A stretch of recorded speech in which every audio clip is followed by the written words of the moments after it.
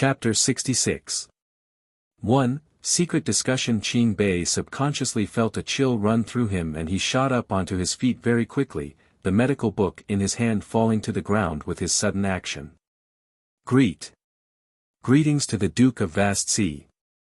Qin Yu was startled a moment by his action and she then smiled helplessly. He was so excited that he was even stuttering.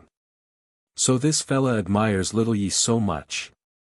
Qin Yili glanced expressionlessly at him and then said, "No need for such formalities." Qin Bei then dared to straighten his back, the expression on his handsome face excited and filled with fervor. Qin Yu stretched her hand out and patted the youth on the back as she said with a laugh, "No need to be so nervous. He is a friend of mine and you will see him often in future." "Friend?" Qin Bei looked at her in surprise. "But, why have I not heard you mention that before? And when I spoke about the Duke of Vast Sea, your reaction had been calm and composed."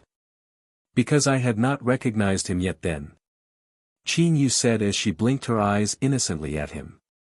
"All right. You just continue reading your book. I have some things to discuss with little Yi." Qin Bei stared dazedly as he watched the two people walk inside, and it was a good while before he regained his senses. What did his elder sis call the Duke of Vast Sea? Little Yi.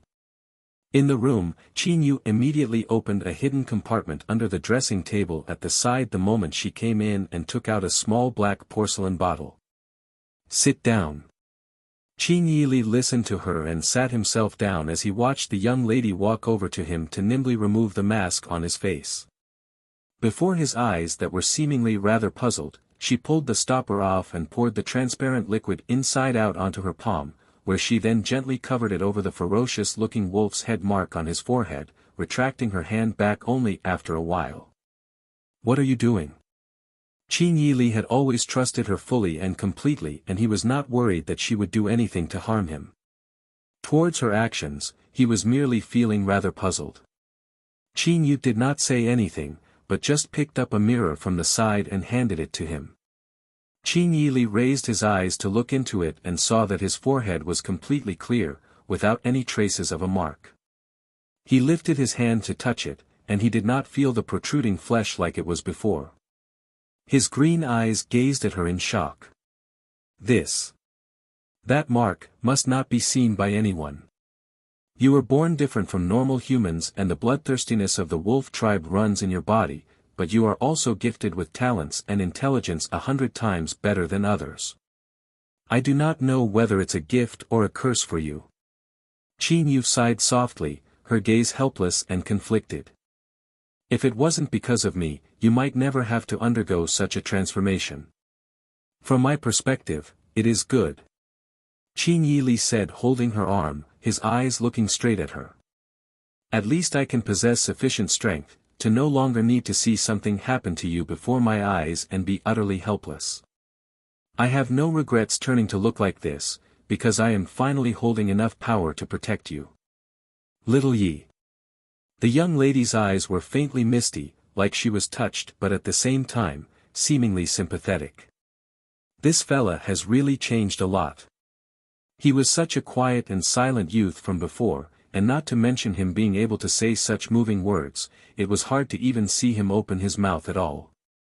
This is the first time that she is hearing him speak right from his heart. There is something I want to tell you." Qin Yili paused for a while, before he then slowly opened his mouth to speak. "What is it?" "I am thinking to bring you back with me to the Water Edge Kingdom." Qin Yu was taken aback, but she did not immediately reject. "Why?" "The Water Edge Kingdom is too far away from here and if you come to meet with danger, I will not be able to rush here in time. Moreover, I have strongly held on to the belief that you are still alive all these years and now that I've found you, I will naturally want to bring you back with me," Qin Yili said, his tone serious. Chapter 66. 2. Secret discussion. What kind of danger could I possibly encounter? Don't you believe in me?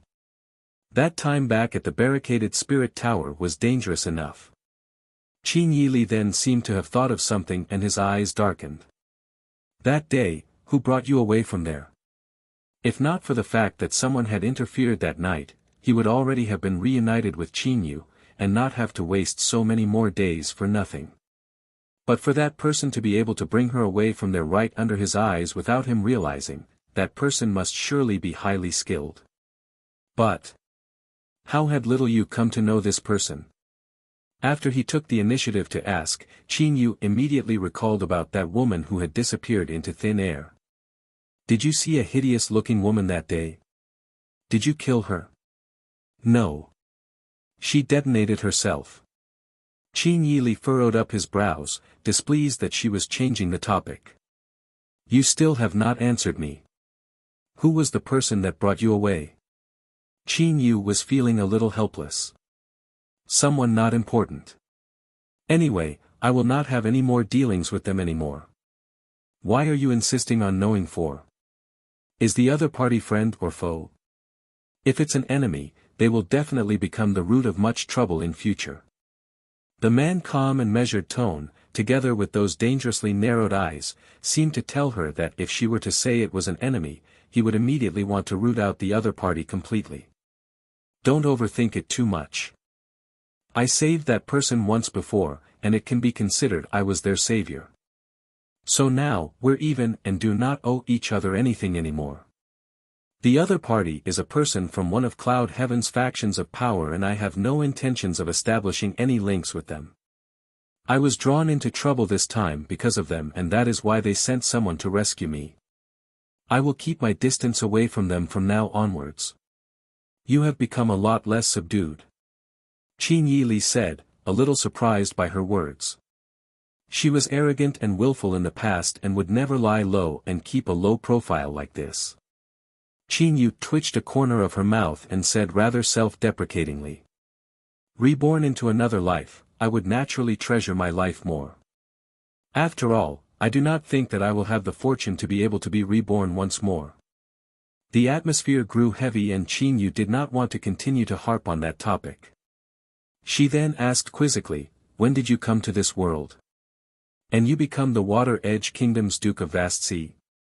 Hearing those words, Qin Yi Li's gaze turned dark as he replied in a deep voice, the day you died, Qin Tianlin's humiliation turned into rage when he found out and he did not even want to spare your dead body, seeking to use you as a cultivation vessel. After I got into a dispute with them, my body suddenly started to undergo a transformation, and I then lost my mind completely, killing everyone in the entire clan. My consciousness was blurry for a period and when I woke up, I was already in the Water Edge Kingdom. It was the Emperor of the Water Edge Kingdom who saved me while I was unconscious at sea. Qin Tianlin was Qin Yu's elder step-brother born from a different mother. Although they were not born from the same mother, but in the large Qin family where there were innumerable numbers of branches, Qin Tianlin was closest to her among all other siblings, treating her very well ever since she was very young. Qin Yu had liked this elder brother who doted on her very much and no matter what kind of a face she put on before others, when she was before him, Qin Yu was seen to be always the most innocent and guileless little girl. But ever since Qin Yu had been picked in the clan selection trials among more than 100 children to inherit the position to become the next clan head, Qin Tianlin's pure and innocent love towards her had then changed. Because the family clan's two secret treasures that had been handed down for several hundred years, the burial and the heavenly, were skills that only the current sitting clan head was able to inherit and cultivate, and besides the clan head, only the clan head's intimate partner was able to have access to these two secret treasures. Heavenly/burial. Hence, after Qin Yu was selected, she found herself suddenly having many more suitors who were seeking to get close to her. As a girl with exceptionally outstanding looks, she already had no lack of suitors, and when the news spread, the number of people who wanted to become her future husband became as many as carp in the river, like people blindly following a trend. Chapter 66. 3. Secret discussion. But in the end, it resulted in every single one of them being driven off by that elder brother who doted on his younger sister, and Qin Yu was actually rather moved by his actions at that time. But unknown to her, the elder brother she liked and respected had actually developed some insidious thoughts. Against all propriety and morals, vile and despicable thoughts of drugging her had come into his mind, to force her into an intimate relationship with him. And Qin Yu, who had never been guarded against her elder brother, would never have thought that he would ever do something like this. If it wasn't for Qin Yili, who was always watching her by her side, it was feared that the step-siblings might have broken the taboo by engaging in a licentious relationship. Even since then, the lively and innocent young girl who loved to laugh so much then seemed to grow up and mature in an instant, becoming cold and highly aloof. Hearing the name Qin Tianlin once again, Qin Yu's eyes dimmed for a brief moment, but recovered very quickly. Is he dead? I'm not sure. Qin Yili knitted up his brows, seemingly a little vexed. Not sure. What does that mean? I had injured him severely that day, and all his meridians had been completely severed.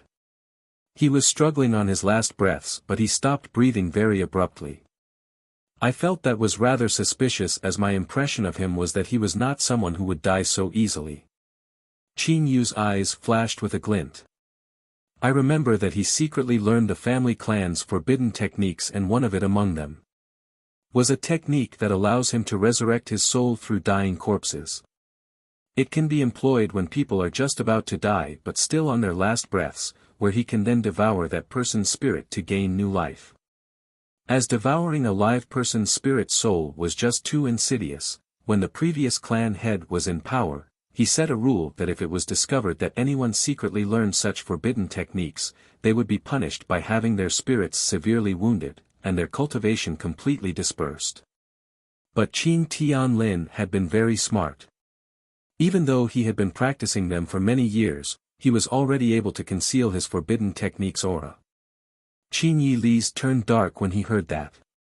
You mean that he could still be alive? And could possibly have come to this other world like us? I will not deny that possibility. Qin Yu said. Then aren't you in even greater danger? Qin Yili's face creased up in worry. You need to go back with me to the water edge. In that way, I can at least protect you. Aren't you thinking of me as being too weak? Qin Yu shook her head in helplessness.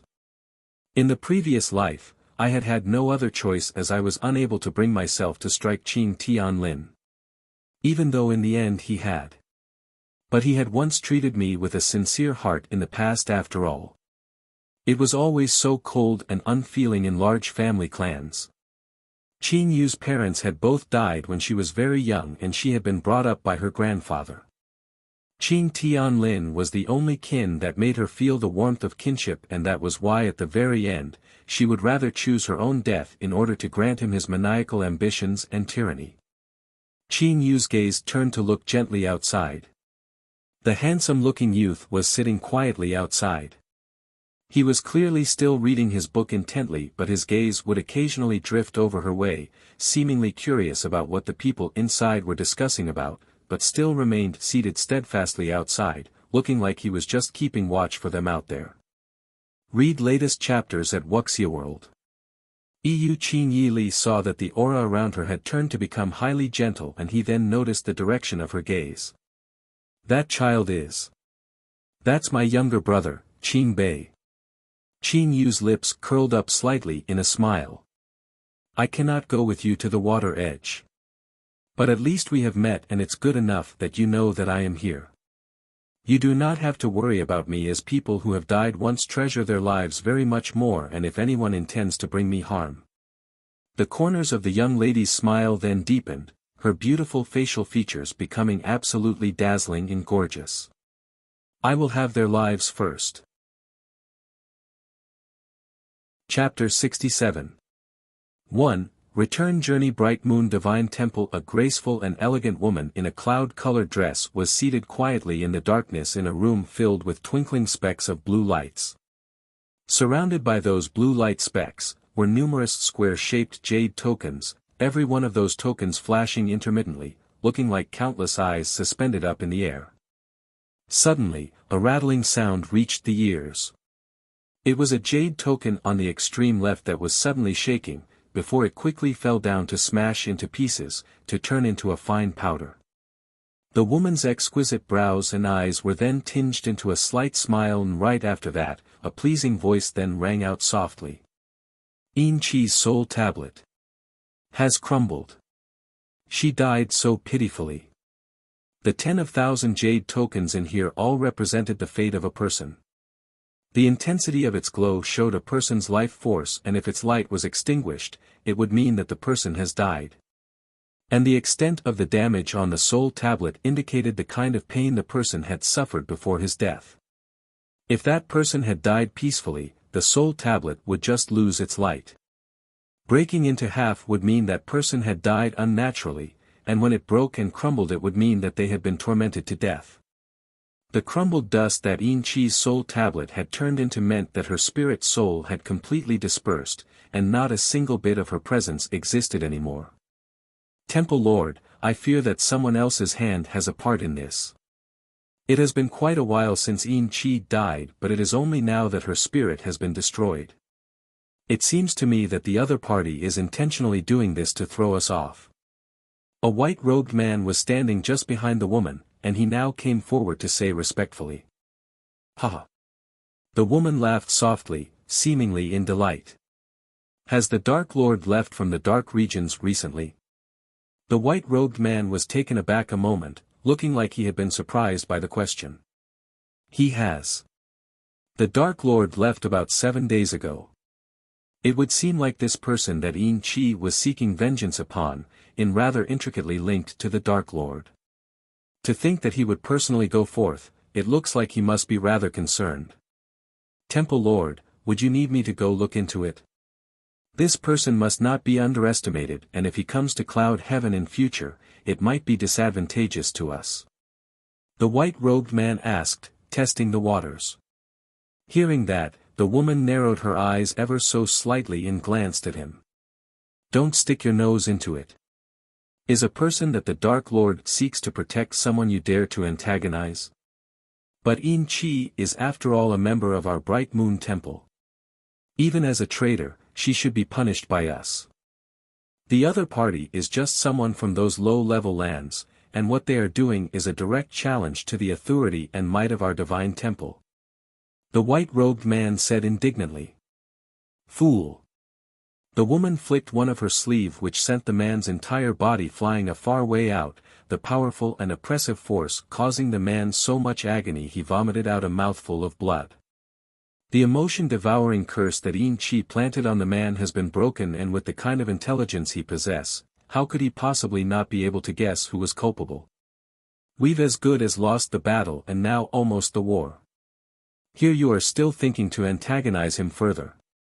Although my Bright Moon Temple holds control over the fate of the lives of the countless people under the heavens, and even when the dark regions today is not like what they were in the past, as long as the one man, Luo Junyao, is present, they will never be shaken off from their position. Do you understand? The white-robed man's face was white as a sheet, his body sprawled on the ground. Enduring the pain in his chest, he said, Your subordinate has been foolish, and I ask for the Temple Lord's punishment. Forget it. You're dismissed. The woman said in a cold voice, before turning around with a flick of her sleeves, no longer giving the man a single glance. The slender body stood straight-backed in that spot for a long while before she then slowly lifted her head up. Under the twinkling blue glow of the countless soul tablets, there was a faint red light mixed up among them, standing out from all the others. The corners of the woman's lips lifted up, and an indiscernible smile broke on her face. Chapter 67 2. Return journey. In the end, Qin Yili was still not able to persuade Qin Yu to go with him. He could disregard anyone else's opinion, and insist on having his way, but he could not possibly not care about what Qin Yu thought. Even though Qin Yu did not agree to leave with him, Qin Yili had not remained in the Green Wave Kingdom much longer. After they asked for leave from the Green Wave Emperor, they had then embarked on their journey back to their own kingdom. The day the Water Edge Kingdom were leaving, it was as grand as when they had come, with everyone coming out to watch. The Crown Prince Shenyuan Che represented the Green Wave Emperor to see them off, and many of the citizens lined the streets to watch, like they were glad to see this god of slaughter finally go. The large convoy trundled along on their way and then suddenly stopped abruptly when a soldier shouted out loudly. "Who are you?" The chief of guards seated upon his horse recognized the person and he was taken aback a moment. He then turned himself around and said in a soft voice towards the person inside the horse carriage. "Your Highness, it's Miss Qing." A hand suddenly lifted the curtain in the carriage and the eyes under the mask were dazzling bright as he looked at the white-clothed figure in front, a young lady with exquisite-looking features. Her hair was lifted up behind her by the wind, and when she turned her head sideways to look his way, strands on her hair then gently caressed her cheek, a highly alluring and seductive sight. The several soldiers at the lead of the column were caught off guard as they stood there bedazzled. Out here in the wilderness and such a peerless beauty had suddenly appeared before them, could it be a demoness who had sucked out the life essence of humans? Qin Yi Li came walking down and looked straight at her. "Have you changed your mind? You're willing to leave together with me?" Qin Yu winked and then playfully lifted her hands up in a shrug. "I have clearly not." The bright sparkling eyes then suddenly dimmed. From what she saw, that expression was just like a little wolfhound who had just spotted a juicy bone and then saw the bones suddenly disappear right before its eyes. Qin Yu then laughed rather helplessly and then walked in closer right under the stunned gazes of the soldiers, coming to stand right before Qin Yi Li. "I came to see you off, and also to give this to you." Upon saying that, a porcelain white hand turned to show her palm, where two bottles suddenly appeared, one green and one white. Qin Yi Li took them. "What are these? Didn't you tell me that the Water Edge Emperor is frail and weak, his body ill of health? I think his sickly body is mostly due to illness inherited right from the time he was still in his mother's womb. In the green bottle, are blood-nourishing elixirs that I cultivated. Use the mind-gathering fluid in the white bottle with his bath by just dripping 2 drops into the water. Remember to not put in more than that or his frail body might not be able to withstand it." Qin Yu relayed her instructions carefully. Qin Yi Li clutched the 2 tiny little bottles tightly in his hand and the look in his eyes changed, seeming like he wanted to say something, but he did not say anything in the end. "This will help nurse his body's basic constitution first, and if I happen to come to the Water Edge Kingdom in future, I can help purge out the poison for him to make a complete recovery, as repayment for having saved you back then." Qin Yu raised her eyes up to look at him, her words sounding one after another. "I do not wish for you to be tied down in any way, as you should be free." Qin Yi Li in the past, knew nothing of even the most basic things about human interaction. Now that he had become the Duke of a kingdom, controlling the entire Water Edge Kingdom's army, it was not known how much he had to give within all that. That part of him was very similar to herself. Never wanting to owe anyone any favors, always seeking to repay the other party hundreds or even thousands of folds. Hearing everything that Qin Yu had said, Qin Yi Li's body stiffened, and then his slightly cold voice that was tinged with a sliver of yearning then said, "If I can, I only want everything to be just like before, to always be by your side. Even if I am just one among several hundred hidden guards around you, just to be able to always see you will make it the thing that I will want to do most." Chapter 67. 3. Return journey. At the last moment of parting, the tall man with his towering frame then slowly lowered himself to gently lean against the young lady's thin shoulder, and his habitually cold voice was tinged with an almost imperceptible gentleness. "I had always felt that we will never part, and that is why I have never asked before. But now, at the moment that we finally managed to meet after overcoming countless obstacles, I want to tell you, little you, when there are only the 2 of us left here in this alien world, to me, the world that Qin Yi Li lives in needs you to exist, and only just you. You've said that you will never abandon, so you will have to take full responsibility for your words." It was not known from when that the man who was never good with words was capable of such warm and gentle words, with such thick endearment and love, just like that jade-eyed void-traversing beast, who was only able to show such trust and sentimentality to its companions. Qin Yu sighed as if she had not heard him, her fair slender fingers lifting up to rest on the back of the man's head lightly to pat him reassuringly. The entire convoy from the Water Edge Kingdom stared utterly flabbergasted at the scene before their eyes. To think that their duke who was always cold as ice and a man who never liked anyone to come close to him would have such a side to him. To be so reliant on a young lady like this, his body seemingly at such complete ease like they have never seen before, the icy aura fully absent.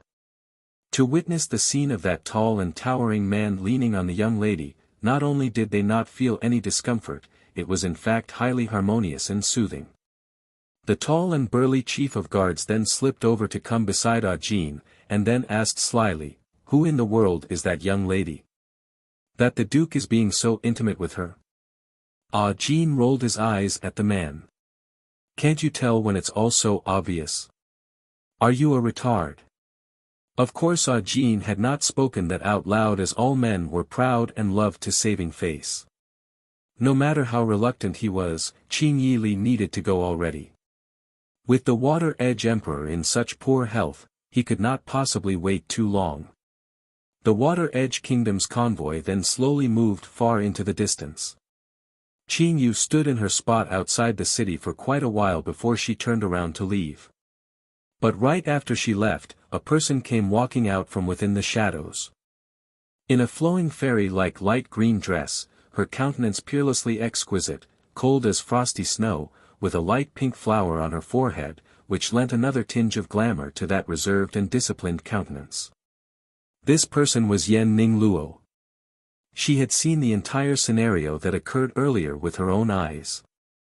She had not forgotten Qin Yi Li's eyes that had been gentle as gentle waters. She would never have imagined that Qin Yi Li could ever turn to become someone so gentle and so approachable. And all of this had been because of one girl, Yen Qinyu. Ha! They are really going to force her hand? A sinister glint then tainted those clear bright eyes, and those beautifully manicured nails then scratched out 5 finger marks upon the tree bark beside her. On her way back to the Eternal Peace Duke Manor, Qinyu could not avoid having to pass the strategically located Gathered Cloud Loft. And it was coincidentally at the very moment she was walking past the place that a mirthful male voice sounded out behind her. Oh, what a coincidence! Rather than a proper invitation, isn't a chance encounter so much better? Qin Yu's steps halted and she came to a stop. In front of her was a man dressed in highly flamboyant red, the ends of his lips lifted in an enchanting smile, his narrow peach blossom eyes widened. "Young Master Qin, I haven't seen you for a long time. Has this demon been waiting here specially just to snub her?" Read latest chapters at Wuxia World. Qin Yu was in no hurry to get away but just crossed her arms up. "You need something? Can't we just have a casual chat? Aren't we already friends?" Bai Ji Yen said disarmingly. Without knowing why, seeing this fella always made her unconsciously think of this saying. Unsolicited ingratiating flattery can only come from the wicked and thieves. Chapter 68. 1. Watching the spectacle. If there's nothing then I'll be going. Qin Yu said with an indifferent glance at him, and was going to move around him to continue on her way. Bai Ji Yen then said with a teasing laugh from the other side. "You've just come back from seeing your little lover off. You followed me?" Qin Yu's eyes narrowed dangerously. "Will I need to tell you to know that? The area around the Gathered Cloud Loft has my eyes everywhere, and it shouldn't surprising that you have been spotted passing through here." Bai Ji Yen was not showing the slightest guilt at having been caught but was smiling broadly at her. "Since you're already here, why not come in for a cup of tea?" Qin Yu knitted up her brows, not knowing why this fella was insisting on standing in her way and not letting her pass. She was just about to say something in response when out of the corner of her eye she saw a person slowly walking over. Qin Yu was taken aback, and in the very next moment, she quickly grabbed Bai Ji Yen by his clothes and pulled him to go around a corner.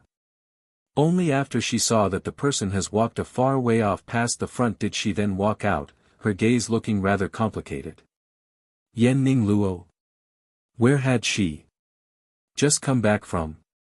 Bai Ji Yen saw that she was looking rather distracted, and he turned to look at the figure that had just gone a distance past while he said, "You know that person? When you passed the Gathered Cloud Loft earlier, she appeared about a cup of tea's time behind you and was following you. She followed me. Qin Yu raised her eyes up to look at him. And I did not notice anything. That joke was not believable in the slightest. You don't believe me? Bai Ji Yen was immediately felt his anger rise when he saw that contemptuous gaze. What good will it do me to lie to you? Although these low-level lands cannot be compared to Cloud Heaven, but all those sects and clans here hold quite a number of treasures with strange powers, so there are no lack of artifacts that can hide one's presence. Unless they meet with an absolute and peerless expert, most people will not be able to sense them. Hearing that, Qin Yu lowered her eyes and was thoughtful. Yen Ning Luo was an inner disciple of the Faint Mist sect, and it was highly possible for the sect leader to give his favored disciple a few of those artifacts. So, this shows that she was clearly still not powerful enough. But thinking back on it, as the crown prince had been the one who saw Qin Yili off to the city gates, Yen Ning Luo, who had just called off the marriage engagement, would inadvertently be in an awkward position to show herself. So she had merely intended to just see Qin Yili off in secret, but had coincidentally encountered Qin Yu and witnessed everything. It seemed that Qin Yili really held a rather special position in Yen Ning Luo's heart. And Qin Yu just could not help but have the feeling that calling off the marriage engagement was something that Yen Ning Luo had been planning to do for a very long time, just so that she could stand beside Qin Yili openly. Looking at the situation, it was feared that Yen Ning Luo was seeing her as an imaginary enemy. Seeing Qin Yu deep in thought, Bai Ji Yen did not disturb her. But that peace only lasted for a short instant when a loud smashing crash startled the two of people. Qin Yu was merely a little bewildered and did not give too much of a reaction, but the enchanting-looking red-robed man who had been sporting a brilliant smile on his face immediately reacted instinctively, like he had been conditioned into it, to dash right into the gathered cloud loft. Immediately after that, his exasperated and infuriated voice rang out loudly in a shout, "Lu Jun! Yao! Your father I have just gotten people to repair the railing 2 days ago. Have you become addicted to breaking railings already?" Qin Yu was speechless. He sounded like he was really furious, to even use the word, "your father." Although Bai Ji Yen looked to be every inch the complete opposite of conformity, an absolute wastrel and a good-for-nothing, but he was after all still a young lord born from a noble family, so needless to say, his manners and demeanor had always been impeccable. For a man who was long used to be able to not reveal his emotions, such emotional outbursts of pure unbridled rage was really rare to see. But, having dealt with that man Lu Junyao before and knowing him to be someone who was capable of restraint and suppressing his emotions, why had he flown into such a rage all of a sudden? Chapter 68. 2. Watching the spectacle, Qin Yu was merely feeling curious as she took a few steps closer towards the door. With that one look, she actually came to see a man that could be considered to be slightly familiar looking. In a full white robe, the exceptionally handsome-looking man with a beautiful pair of eyes more devilishly seductive than a woman's was at that moment rather wretched-looking, with a chunk of hair on one side of his temples seemingly broken off. It was actually Bellied Ji Ran, who was always seen hanging around Qin Yili. At that same moment, up on the second floor was a man in a lavish purple robe with his back leaning languidly against the wall. A handsome countenance seemingly favorably blessed and crafted by the hand of God himself that looked so mysterious, with his pair of heart-stirring violet eyes lazily narrowed, his light-colored lips curved in an imperceptible smiling arc. The aura surrounding his body was clearly so lazy and indifferent, but it was so oppressive that made one unable to catch his breath. Bai Ji Yen was stunned for a moment when he felt the strange oppressive air after he came in. Upon seeing Bellied Ji Ran at the side, he then seemed to understand, and his face twisted up in displeasure as he said, "You still dare to come here?" Bellied Ji Ran's face was one of bitter laughter, but before he could say anything, Bai Ji Yen was already saying sinisterly, "Isn't this kid here courting your own death here? I really do not have any ill intentions. I am just purely thanking the dark." "Shut up!" Bai Ji Yen interrupted him viciously. "Haven't I already said that it was just purely by accident? And here you are still aggressively coming here. If not for the fact that that group of people were too blind to see, coming to antagonize someone they shouldn't have, do you think you will still be alive now? I don't think just because there was a chance encounter between us and you think we have a relationship between us now. That is entirely not possible at all. I really am not. Someone as weak as you are isn't even qualified to be my subordinate. Just hear me out.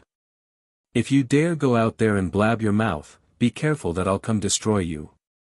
It was probably because he was too exhausted from being covered in bruises and injuries that Bellied just gave up trying to explain himself, where he just remained there like a wilted little grass to suffer the other party's insults and ridicule. After Bai Ji said a whole bunch, he then looked up at the man upstairs and said, I'll say, you can get as displeased as you want with him, but do you have to vent your frustration out at the expense of my money? If not for the fact that the gathered cloud loft he had opened for the past few years was also being run as a brothel underneath its facade, where he had been getting a constant source of money providing information to the rich fragrance loft, which was an assassin's guild, his little bit of savings would already have been depleted because of that fella up there. Can you tell me why you have chosen to come down to this lower realm lands to suffer for? There are clearly so many things still waiting for you to go deal with, but here you are acting like an idler with absolutely nothing to do. Seeing us all running our legs ragged and you do not feel the slightest bit of shame and remorse.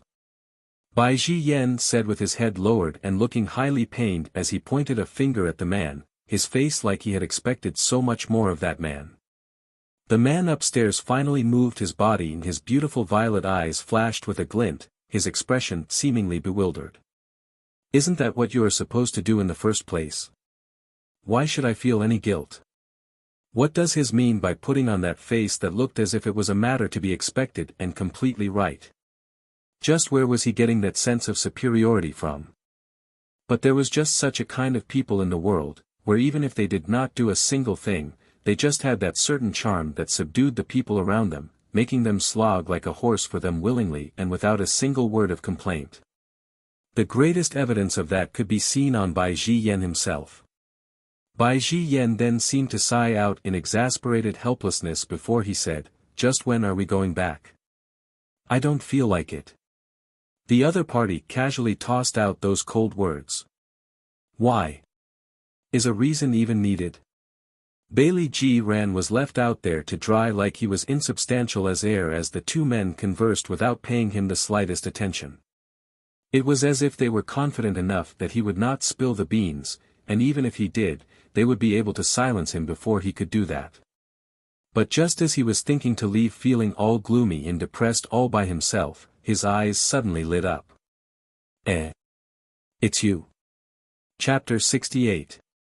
3. Watching the spectacle, is she Qin Yi Li's beloved? Didn't he say that he was bringing her with him? Why is she still here? Qin Yi nodded and then walked inside. Why are you here? It's a long story. Bellied gave a long sigh. I had just merely seen my savior and wanted to thank him but was misunderstood to be harboring bad intentions. Qin Yu looked at his sad and depressed but still alluring pair of eyes before she said in a low mutter, it's probably because you do not look like a good person. Bellied could not find anything to say. Oh. You know this kid? Bai Ji watched the two people conversing happily and he asked in surprise. You guys know each other? Bellied belatedly realized, suddenly noticing that he had been immediately blasted downstairs the moment he came in, but this young lady who was walking in so calmly was completely safe and unscathed. Qin Yu did not answer, but it was a beaming Bai Ji who opened his mouth instead. Not only do we know each other, our relationship is not any ordinary one as well. Our Lord cares greatly for her. Bellied face twisted up in utter shock. You actually. How could you possibly come to be acquainted with them? And that man Qin Yi Li. That look of shock and incredulity on his face looked as if he had just seen her commit an absolutely deplorable and heinous crime. Qin Yu was speechless. What did she even do? Have you and the dark? No, I mean how could you have come to be tangled up with them? Aren't you Qin Yi Li's beloved one? He said he was going to bring you with him, but you have now appeared here. Did you stay behind because of this man? You've betrayed Qin Yi Li. It must be said that Bailey G. Rant's imagination was really just too rich, to be able to imagine the scenario into one of being heartlessly abandoned by one's beloved, a moving and tragic scene where one carries his torn and bleeding heart back to his kingdom, and Bailey G. Ran was immediately indignant with rage for Qin Yi Li. Qin Yu remained silent. How is it that she was not aware of all these things he was claiming? Betraying little Yi and leaping into the arms of another. Is he misunderstanding something here? Bai Ji Yen and Lu Junyao were both stunned for a moment by those words they had just heard. Those two men had indeed built up a great rapport over many years, as they remembered nothing else of all those words but just the ones that said, "Stay behind because of this man." Because of who? Is it Lu Junyao? From the moment the man with the lazy expression had seen the young lady appear at the door, his gloomy and depressed mood had instantly improved by quite a bit. It was not known why, but it was really just that amazing. Even when he had seen her dressed up as a young youth who had been treating his condition with a serious expression on her face, he had felt a strange sense of comforting ease. His depression and rage that had started when the young lady had said they were even from then on evaporated in that instant when he saw her, no longer feeling angry about anything. And that statement from Bailey G. Ran that said, "Stay behind because of this man," had caused a certain place in his heart to jump in excitement out of the blue, although he himself was not aware what had caused it. But just knew that he was feeling happy. This must be what being happy feels like. Read latest chapters at Wuxia World. EU. On the other side, Qin Yu was massaging her brow. You must be misunderstanding something here. The relationship I have with little Yi is not what you are thinking. So betrayal does not come into the picture at all. Then why didn't you leave with him? Why do I have to leave with him? This is where my home and family is. But those words came to mean a different thing in Bailey G. Rant's ears. To him, when she said her home and family, it included Lu Junyao as well. Chapter 69. 1. I'm great when I'm in a good mood. Bailey G. Ran peeked a glance out of the corner of his eyes upstairs before he suppressed his voice to say very softly, "Let me tell you. This man is very dangerous. You'd better not have anything to do with him, or you might very well come to invite disaster upon yourself. That is all I can say." Upon saying that, he then pulled away, putting some distance between them before he clasped his hand over his fist and said, "I hope that if fate decrees it, you two gentlemen will come to pay the Bailey family a visit as our guests, and my humble self here will definitely extend our greatest hospitality to you." Thereafter, he did not wait for them to reply before he turned around and left. What a strange fellow. Bai Ji Yen shook his head and said, but was then all smiles once again when he turned around and saw Qin Yu. "Come on in and have a cup of tea. I just happen to have received superior batch of tea leaves and you'll definitely love it. We can forget about the tea. Why had you stopped me out there earlier? I do not think that you just want to have tea with me and talk about old times, do you?" Qin Yu said indifferently, the last statement said while looking at Lu Junyao. Bai Ji Yen would naturally not come out to look for her on his own initiative. He must have done that under the instigation of this man. "The other day, why didn't you come?" Lu Junyao asked as he descended the stairs slowly, and then looked at her quietly. Qin Yu raised an eyebrow. "You wanted me to come merely because you wanted to warn me that Qin Yi Li might wish to harm me, and you wanted me to be wary of him, right?" "That's right. Then there is no need for you to worry at all. He will never harm me." Qin Yu slowly replied and paused a moment before she raised her eyes up to look at Lu Junyao. "With your powers, you guys would probably have realized that I am not from this lands." Although they already had their own guesses and suspicions, but hearing her say it herself, it was still rather shocking. But what really made Lu Junyao really start to become suspicious was when she was unconscious for 5 whole days after she was brought back from the barricaded spirit tower, where her body was cold and she was not breathing during that period. It was only when he extended his consciousness to probe that he discovered that there was no soul in her body, but just an empty shell. A person alive would not exhibit a phenomenon like having their soul leave their bodies, unless the bodies were forced to be abandoned and was to be reborn, and while the body's consciousness was unclear and its five senses lost, the soul would then roam and wander around. Then, could that mean that the young lady was an highly skilled expert who came down from cloud heaven?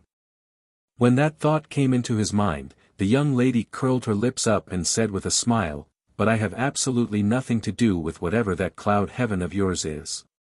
Qin Yili and I were from the same world and we have known each other for a long time." "You mean to say that both of you are from another world?" Lu Junyao's eyes flashed, seeming to not have expected that. Some adjoining thoughts were actually coming to mind, but his train of thought was interrupted by her words. Especially about the time when he had gone to the Divine Healer's Sect, and the things that Bai Qiu had told him about. Maybe, something had gone wrong somewhere. That's right. About this, not many people know about this. Besides Little Bei, most probably only these two people know about it. She had initially not intended to say anything, but since they already had their own suspicions, she might as well come clean with them. As she was just an insignificant figure anyway, she did not expect that they would be so free as to bother exposing her identity to anyone. Lu Junyao was silent a moment before he said, "Maybe when you go to Cloud Heaven someday, some secrets would then rise to the surface." That profound statement from him was not understood even by Bai Zhiyan, who had always been able to read his mind the best.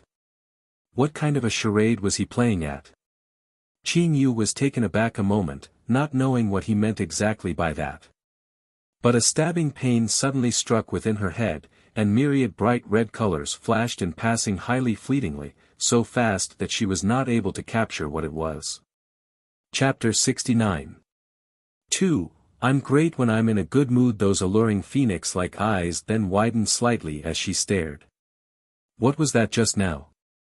Oh right. Bai Zhiyan suddenly seemed to remember something and his smile became highly earnest as he said, "Miss Qing, do you still have any of those antidote pills?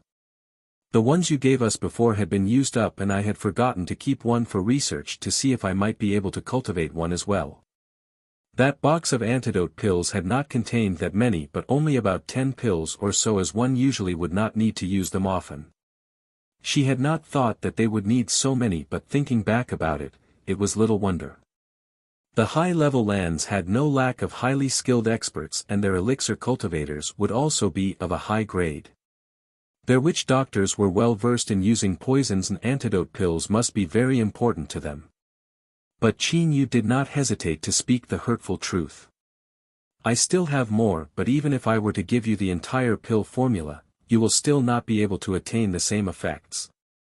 Different elixir cultivators employs different methods, and this calls very highly precise and intricate control of fire in its cultivation. The slightest misstep would make all the effort be for naught." Bai Zhiyan was unable to rebuke her in any way.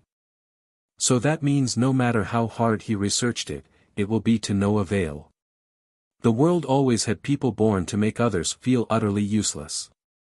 Ever since I came to know a maniac like you, I cannot help but feel that all those years I spent on studying medicine and healing had been in vain."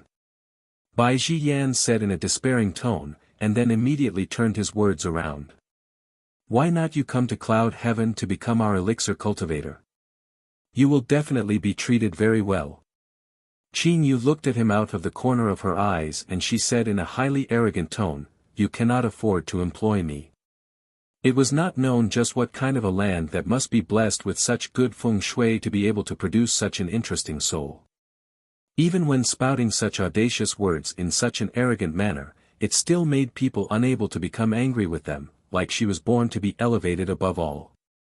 "I'll have the antidote pills sent here when I have the time. But as we do not have any debt owing between us anymore, I will be charging money for them this time," Qin Yu said as she knitted up her brows in thought. "These antidote pills of mine are not things you can get with any amount of money, but since we are acquainted, I'll just make it 1,000 gold taels a pill for you." Upon saying that, she then gave Lu Junyao a look, the expression on her face saying, "That's a very good deal for you." 1,000 gold taels to Lu Junyao was worth less than a hair on a cow. But of course he had absolutely no sense of money at all because it had always fallen onto Bai Ji Yen to handle something so trivial to him, hence he quickly nodded his head generously and said, 1,000 gold it shall be. Bai Ji Yen was just bleeding in his heart.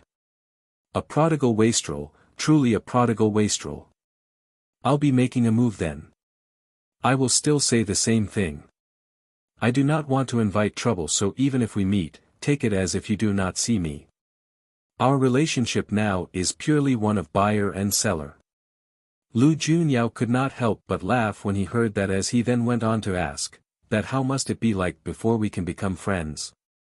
Qin Yu, who already had one foot outside the door, then paused. You must first be certain that you will not bring me any more trouble and we can talk. I do not want to be persecuted suddenly out of the blue again. That had not felt all that great. Before she becomes strong, she must continue to keep a low profile. This stolen new life had not been easy to come by, and she would have to carefully calculate it before every little step she took.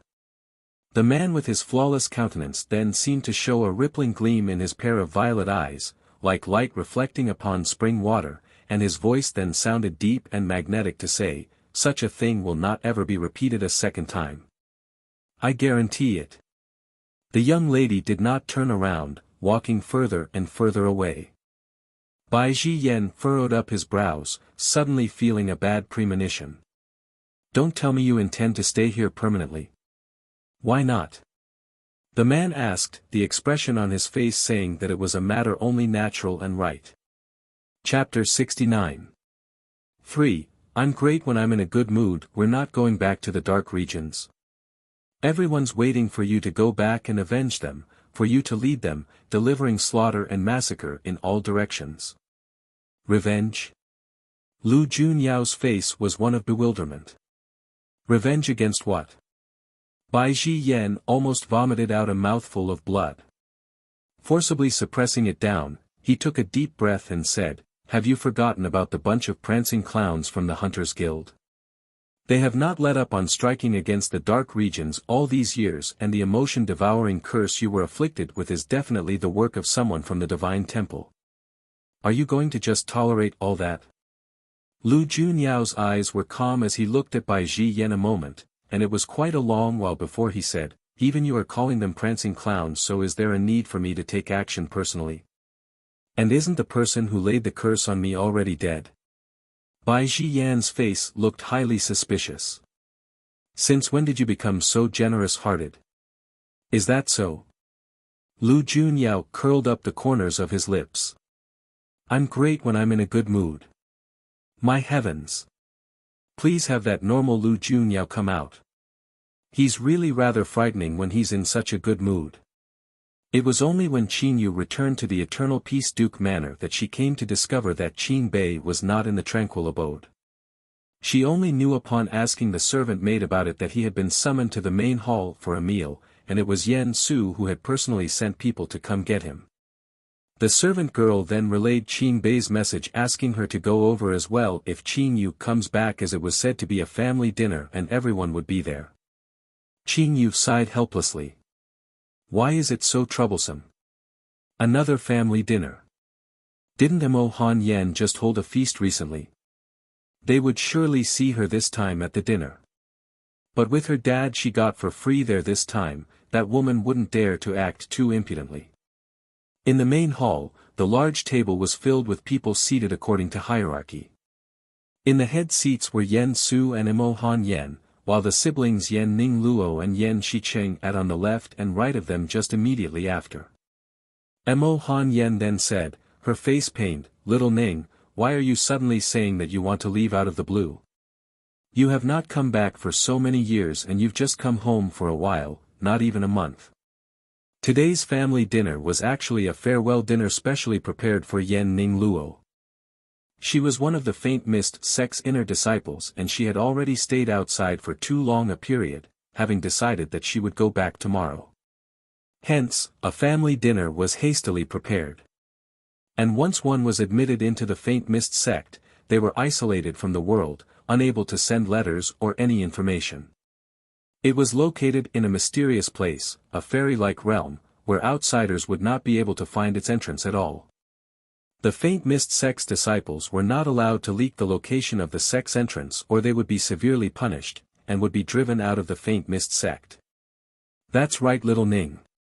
You had not come back for so long and mother missed you so much. Yan Shiqing said, trying to persuade her to stay, unwilling to see his younger sister leave. Yan Ning Luo shook her head. I had originally asked for a month's leave from master this time and I have delayed it for quite a period. Moreover, it will be the quarterly trials meet for the sect's inner disciples in another 20 over days. If I fall behind, it will be hard for me to come out again in future. Read latest chapters at Wuxia World. EU. Hearing that, no matter how hard it was to see her leave, Han Mo Yen had to give up on making Yan Ning Luo stay, as nothing was more important than her daughter's exemplary talents.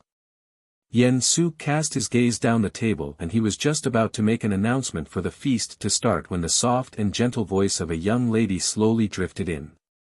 I am late.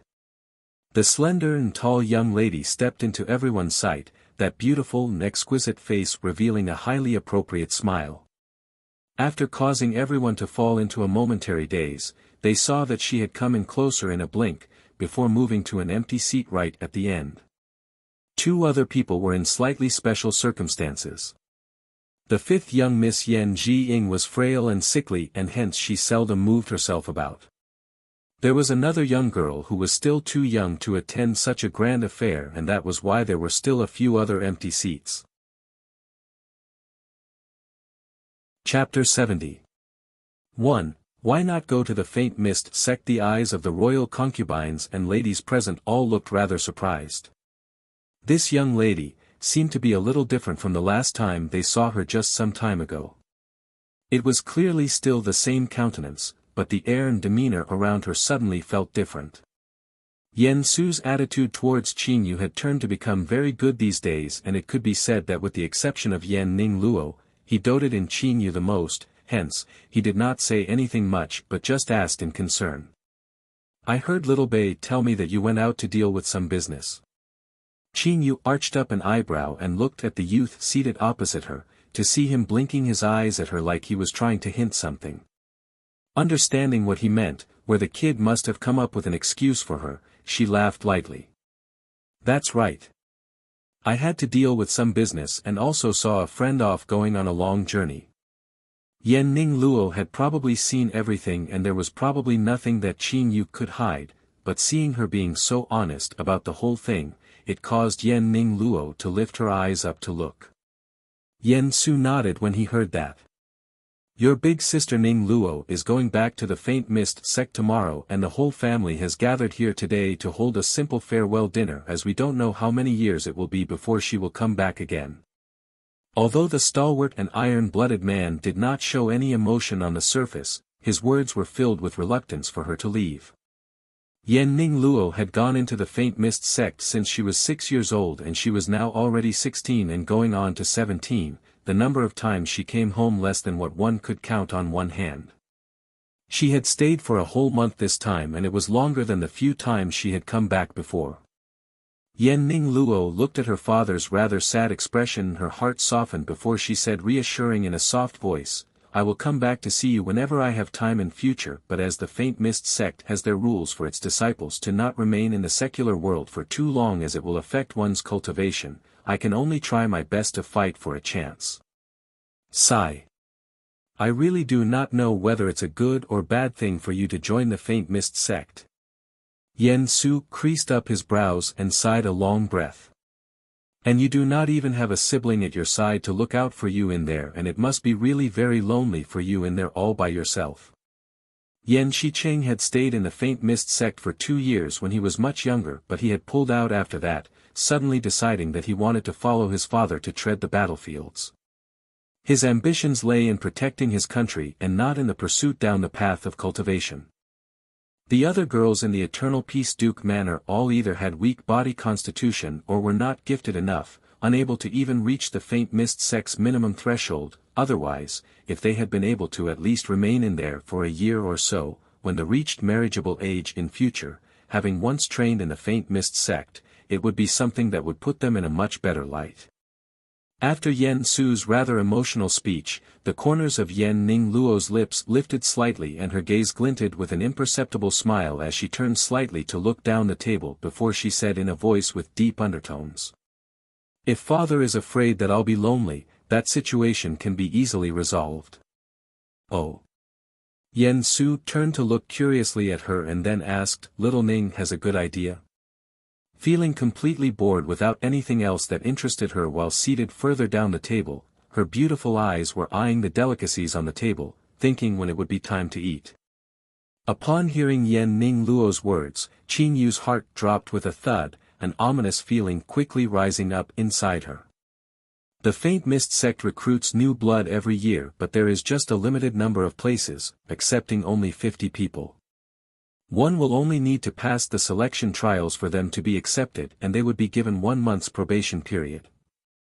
During that period, there would be all kinds of tests and stringent training, but those who are able to persist and endure through it would be officially accepted into the Faint Mist sect as a disciple. When she finished, Yen Ning Luo then directed her words further down the table. Shiruo and Shiwu, didn't both of you pass through quite a few rounds during the All Saints' Day competition? Both of you can go try out for it and you might be lucky enough to make it through. And little sister Qinyu, although you have not been all that outstanding before, but haven't you gotten yourself a powerful master now? You must surely be rather skilled now and you even know medicine. I'm certain you will surely be very well liked by all the teachers. Chapter 70. 2. Why not go to the Faint Mist sect? The faces of Yen Shiro and Yen Shiwu had already changed. What kind of a wicked scheme was this woman planning this time? Asking them to take part in the Faint Mist sect's trials. Who didn't know what the Faint Mist sect lacked the least were highly skilled experts. Any door guard in there would be more than he seems. With all of them possessing such mediocre talent, were they really expected to go there to disgrace themselves? Wouldn't they just end up disgracing the face of the Eternal Peace Duke Manor's face by going there? Qin Yu, who had shown a lackadaisical demeanor all this while, then narrowed her eyes. Yen Ning Luo wants her to go join the Faint Mist sect. For what? Is she planning to have her killed in there? Or was she going to torment her with all kinds of humiliation throughout the 1 month's probation period, where she would then feel so humiliated from shame that she would then kill herself? She's got it all planned out. Upon hearing those words, it must be said that Yen Su highly approved of it. Besides allowing the few girls to go out and see a bit more of the world, they would also undergo some hardening from it while providing little Ning with a companion within the sect. Wouldn't that be just perfect? It was clear that he had not ever thought that the sisters might not be getting along at all. With that thought in mind, Yen Su then raised his eyes and looked at his daughters to open his mouth to ask, What do the few of you think? Father, will definitely not be able to pass the trials. The Faint Mist sect's conditions is just too harsh and they have so many rules and regulations. We'll surely be driven to madness in there. Yen Shiro lamented in aggrievement. Your daughter would very much prefer to accompany father and mother by your sides, and allow us to exercise our filial piety. It was not known who had burst out, unable to suppress their laughter, and they then saw the royal consort Imo Han Yen, who had remained quiet all this time, start to say with her enchanting eyes filled with ridicule, You too are just as old as little Ning, younger only by several months, and little Ning is now already ranked among the Faint Mist sect's inner disciples, the Green Wave Kingdom's most talented female. But here you are both not seeking to improve yourselves at all, but just want to enjoy a leisurely life in comfort, seeking only pleasure. I fear that in time to come, even your husband-to-be's family will look down on such a useless and incompetent daughter-in-law. Yen Shiro and Yen Shiwu were birthed from 2 royal concubines, and when Imo Han Yan's words sounded, the faces of the 2 women reddened in shame, immediately lowering their heads down and did not dare to say anything. At most other times when Imo Han Yan intentionally tried to make things difficult for them, they were still about to rebut a few words at least. But the words she said today were highly reasonable, and knowing that their daughters were indeed so pampered till they had accomplished nothing, and the disparity between them was almost like heaven and earth compared with Mo Han Yen and Yen Ning Luo, so no matter how indignant they felt in their hearts, they could do nothing but to silently endure it. On this rare occasion that Mo Han Yen had said those words in such an upright manner for once, even Yen Ning Luo looked at her in slight surprise. She was after all a refined lady born from a noble family, and her grace and demeanor would not be the same as most others. Without mentioning anything else, Mo Han Yen with her position as the mother of the family would already be deterrent enough. The Duchess is right. The two of you have indeed been lacking in ambition all these years, and some putting you through the mill would not do you any harm. Yen Su said in a slightly deepened voice as he looked at the obediently silent girls before he showed a satisfied smile. Staring at the ashen-faced Yen Shiro, he then said, "Look at your younger sister Qin Yu. Has she said a single word in refusal? And to think that you are 2 years older than her. Such a complete lack of the eternal peace Duke manners, fine manners and bearing its people have to always show." Yen Shiro was berated suddenly out of the blue, and her heart was feeling highly aggrieved, where she then immediately cast a reproaching look towards Qin Yu. Qin Yu was speechless. Here she was silent without even having said even a word, and the whole thing has suddenly been turned on to her. "All right, that's decided then. Today we'll have a good meal with little Ning. Let everyone pick up your chopsticks." Chapter 70. 3. Why not go to the Faint Mist Sect? What they called a family feast was just the whole big family sitting together to have a meal, to munch on home-cooked dishes. Yen Ning Luo and her parents chatted merrily together with her brother on their end of the table, like they were one family by themselves. As for the remaining royal concubines, those who had daughters would chat with their daughters, those without daughters would then just form pairs together, painstakingly discussing topics of inconsequential value, like, "This hairpin of yours really complements your complexion. Where did you buy it?" Or, "We should go to the 1,000 Silk Pavilion to go have a look at their latest products next time," or something like that. And on this side, Qin Bei just picked distractedly at the vegetables in his bowl and then said in a low voice, "Sis, are you really going to the Faint Mist Sect?" Qin Yu had not really thought about it but was just focused on eating. Hearing him say that, she then raised her eyes and asked, "I heard that once one went into the Faint Mist Sect, one would not be able to come out as and when they liked unless they were driven or thrown out, otherwise it would be at least 2 years before they would be able to come out." Qin Bei said in a rather depressed voice. Seeing that the youth was looking rather depressed, Qin Yu curled up her lips and laughed. "Why, are you afraid that you'll not see me for that long a period?" "It's not that." Qin Bei shook his head, his eyes looking slightly conflicted as he said, "I am just worried. That woman Yen Ning Luo is thinking up all kinds of ways to get you into the Faint Mist Sect. Is she thinking up some nefarious scheme wanting to harm you? After all, her mother is such a sly and venomous woman. He would never be able to forget in this life how he had both his legs crippled when he was at an age most appropriate for him to cultivate, and his body poisoned to the point of almost collapsing." The hands of the youth placed upon the table were tightly clasped together, where he then trembled slightly involuntarily. A slender and fair hand suddenly reached over and held him. Raising his eyes, he saw the young lady's face filled with a gentle smile as she said softly, "Don't worry, if she wants to pit herself against me, she's still many years too early. I'm not some soft and squishy persimmon that would allow myself to be kneaded and shaped as others wish after all. Inversely, she was someone who held grudges and would avenge grievances done onto her. People who took an inch from her would have her taking a yard from them, and if anyone really antagonized her would definitely not want to see her really when she's really furious." Qin Bei shook her head. "I still can't help feeling worried." "Then what do you want to do?"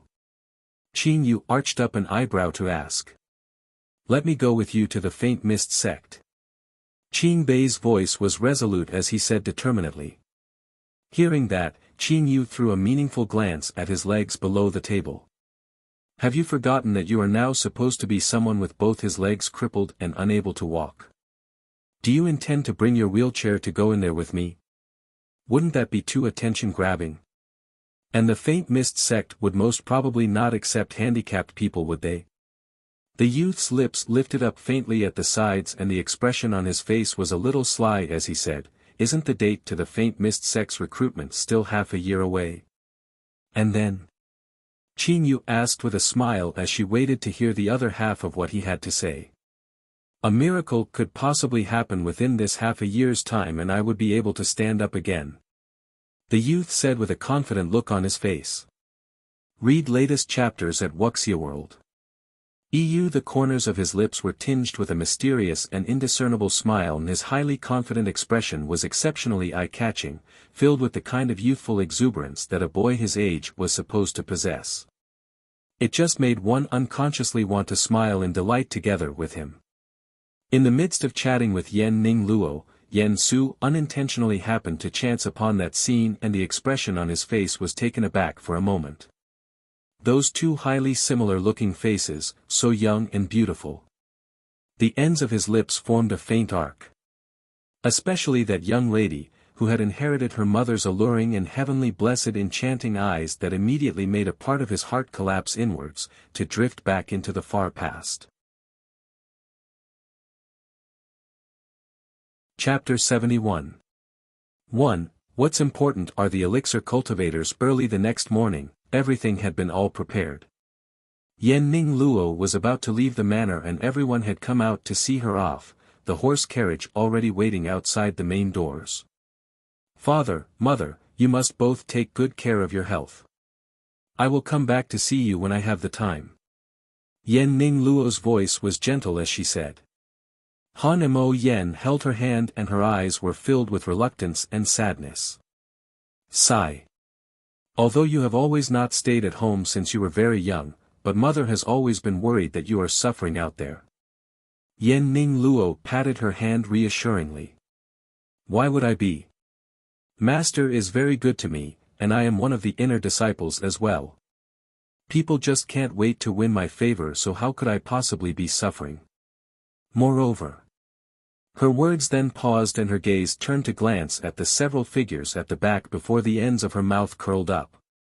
Half a year later, wouldn't my sisters be coming to the faint mist sect to keep me company already? Han Mo Yan's brows knitted together and sighed an almost imperceptible sigh.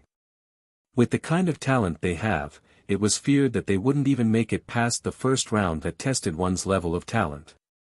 The mother and daughter pair spoke for a while more before Yen Su's deep voice said, "It's time to move out. The journey to the faint mist sect is long and arduous and it is better that you reach there before dark." When it got dark, who knew what kind of dangers it would hide? Yen Ning Luo nodded her head and turned around to walk down the steps before climbing up into the horse carriage. Just before she left, she opened the carriage's curtain and bid everyone farewell and then looked towards Qin Yu standing right at the corner, her lips moving soundlessly. She had said, "I'll be waiting for you." The horse carriage then disappeared in an instant and Qin Yu arched up an eyebrow in indifference. What did she mean that she'll be waiting? Was she so sure that she'll make it past the faint mist sect selection trials? Up in Cloud Heaven, in the lands up in the north, the Dark Legion's headquarters Saturday, the Dark Lord is such a scoundrel, to have gone gallivanting down in the lower realms again and leaving the miserable few of us here to guard the old nest. If he continues to not care and bother with things like this, he will surely get replaced by that despicable cad Zhuge Xiong sooner or later. The palace that already had a dark shade to it was made even more sinister and terrifying by the gloomy aura of suppressed rage and restraint. Upon the highly luxurious and opulent elevated main seat that was a throne carved into the image of a terrifying snake, a man sat grandly, dressed in a royal blue brocade robe, his gaze sharp with a pair of sword-like brows and red lips with white teeth, a highly handsome man. As he vented his frustrated anger, he slapped his hand heavily upon the snake's head on the arm of the chair and he then seemed to see the head suddenly move like it had come alive. It let out a loud hiss and opened its fanged mouth wide ferociously. "Rrgghho, my mother!" The man cried out wailing as he scrambled and tumbled off the chair in a crawl, his clothes becoming covered in dust from falling wretchedly to the ground in fright. Pfft, it was the sound of stifled laughter from a woman. How is it? That seat isn't that great to sit in, is it? The man's face was still looking rather shocked as he sat on the ground, his eyes staring unblinkingly at the seat up there. What was that just now? Was that an hallucination? The snake's head was there still in place like it had no moved. He immediately leapt to his feet from the ground and turned to look at the people in the palace hall. Did I see a ghost?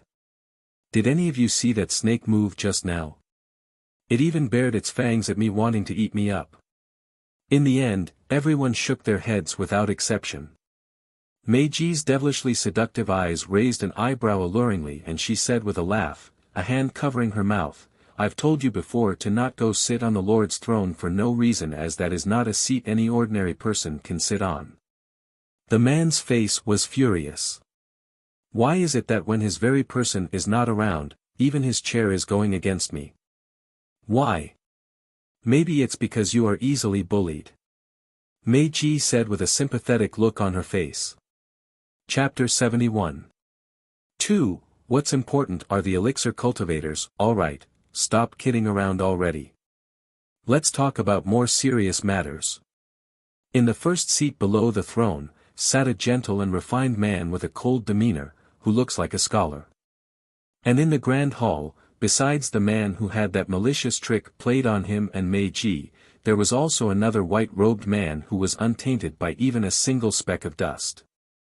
The aura around him was so clean and pure it felt as if he was a child unacquainted with the affairs of the world. His countenance was peerlessly good-looking, like a deity in a painting, except for that dark red eyes that seemed to be filled with tears of blood, crystalline clear and completely untainted, giving people the feeling he was one of the deities among the 9 heavens, almost ephemeral and illusory-like, looking so highly harmless, but exuded an indescribable kind of detached chill. The scholar-like man then opened his mouth to say, "Those guys from the Hunters Guild were rather shocked by the sudden return of our Lord recently. Until now, they had not dared to stir up trouble or have gone against us. But though they have called a halt to their actions, it does not mean that we should just remain quiet and just wait for things to happen. The disciples of the Dark Legion numbered in the hundreds of thousands before, but we are now left with less than 100,000, our might greatly decreased. I think we should recruit more people to join us, and if there isn't anyone in Cloud Heaven, we can look for some great sprouts from the White Fen lands and develop them, preparing ourselves for times that we happen to be in need."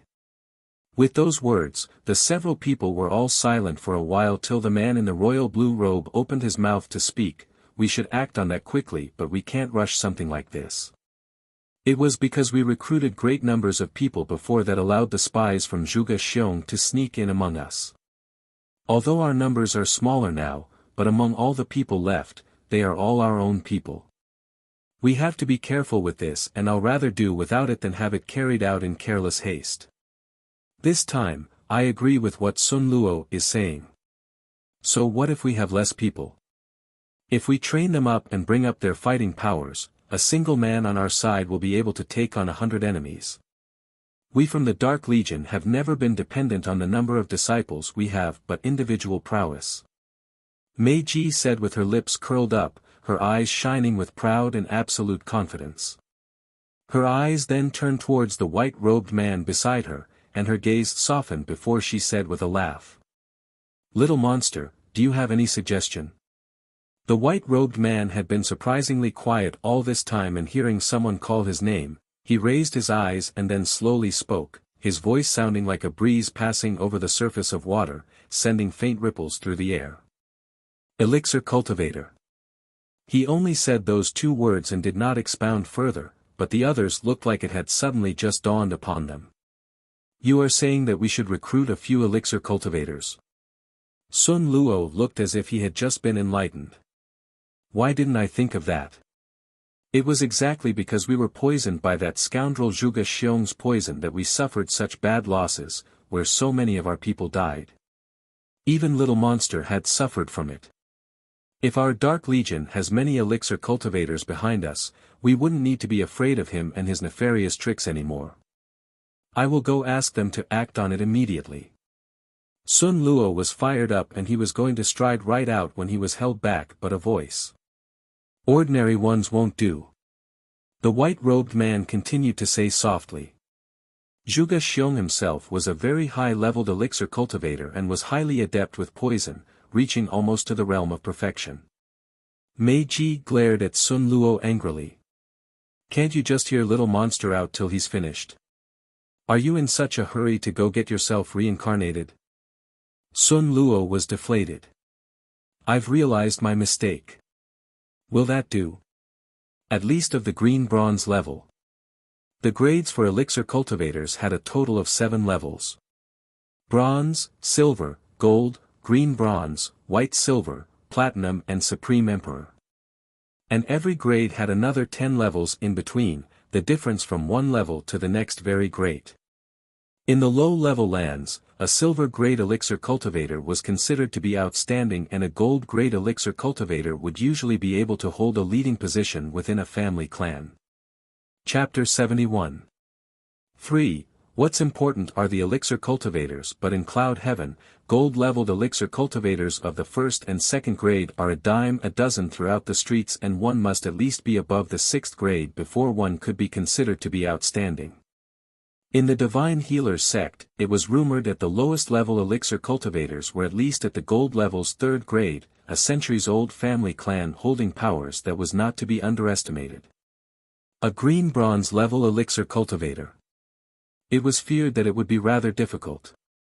Unless they could get the young lord of the Divine Healers sect, Bai Ji Yen, to personally go to the Divine Healers sect to poach several elixir cultivators over to come over to the Dark Legion.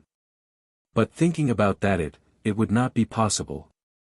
Even their young lord himself had already come to the Dark Legions and if they were to ask him to go back to his own family clan's territories to poach people asking them to betray their clan, his father would surely have his legs broken for sure. Watching the frustrated and depressed looks on the faces of the people before him, the white-robed man's pure and unspoiled blood-red agate eyes flashed beautifully. The elixir I took the last time had come from the hands of an elixir cultivator whose level surpasses Bai Ji Yen. What did you say? The scholarly-looking man was taken aback a moment. Bai Ji Yen is the Divine Healers sect greatest prodigy, elixir cultivator at the platinum level's 4th grade, at the same level as Zhuge Xiong, and you are saying that there is someone who is at a level higher than Bai Ji Yen? That's right. Could it possibly be one of the Divine Healers sect's old ancestors? That would already be a sage who does not interfere with worldly affairs. What use would that be? Sun Luo shrugged, his face one of helplessness.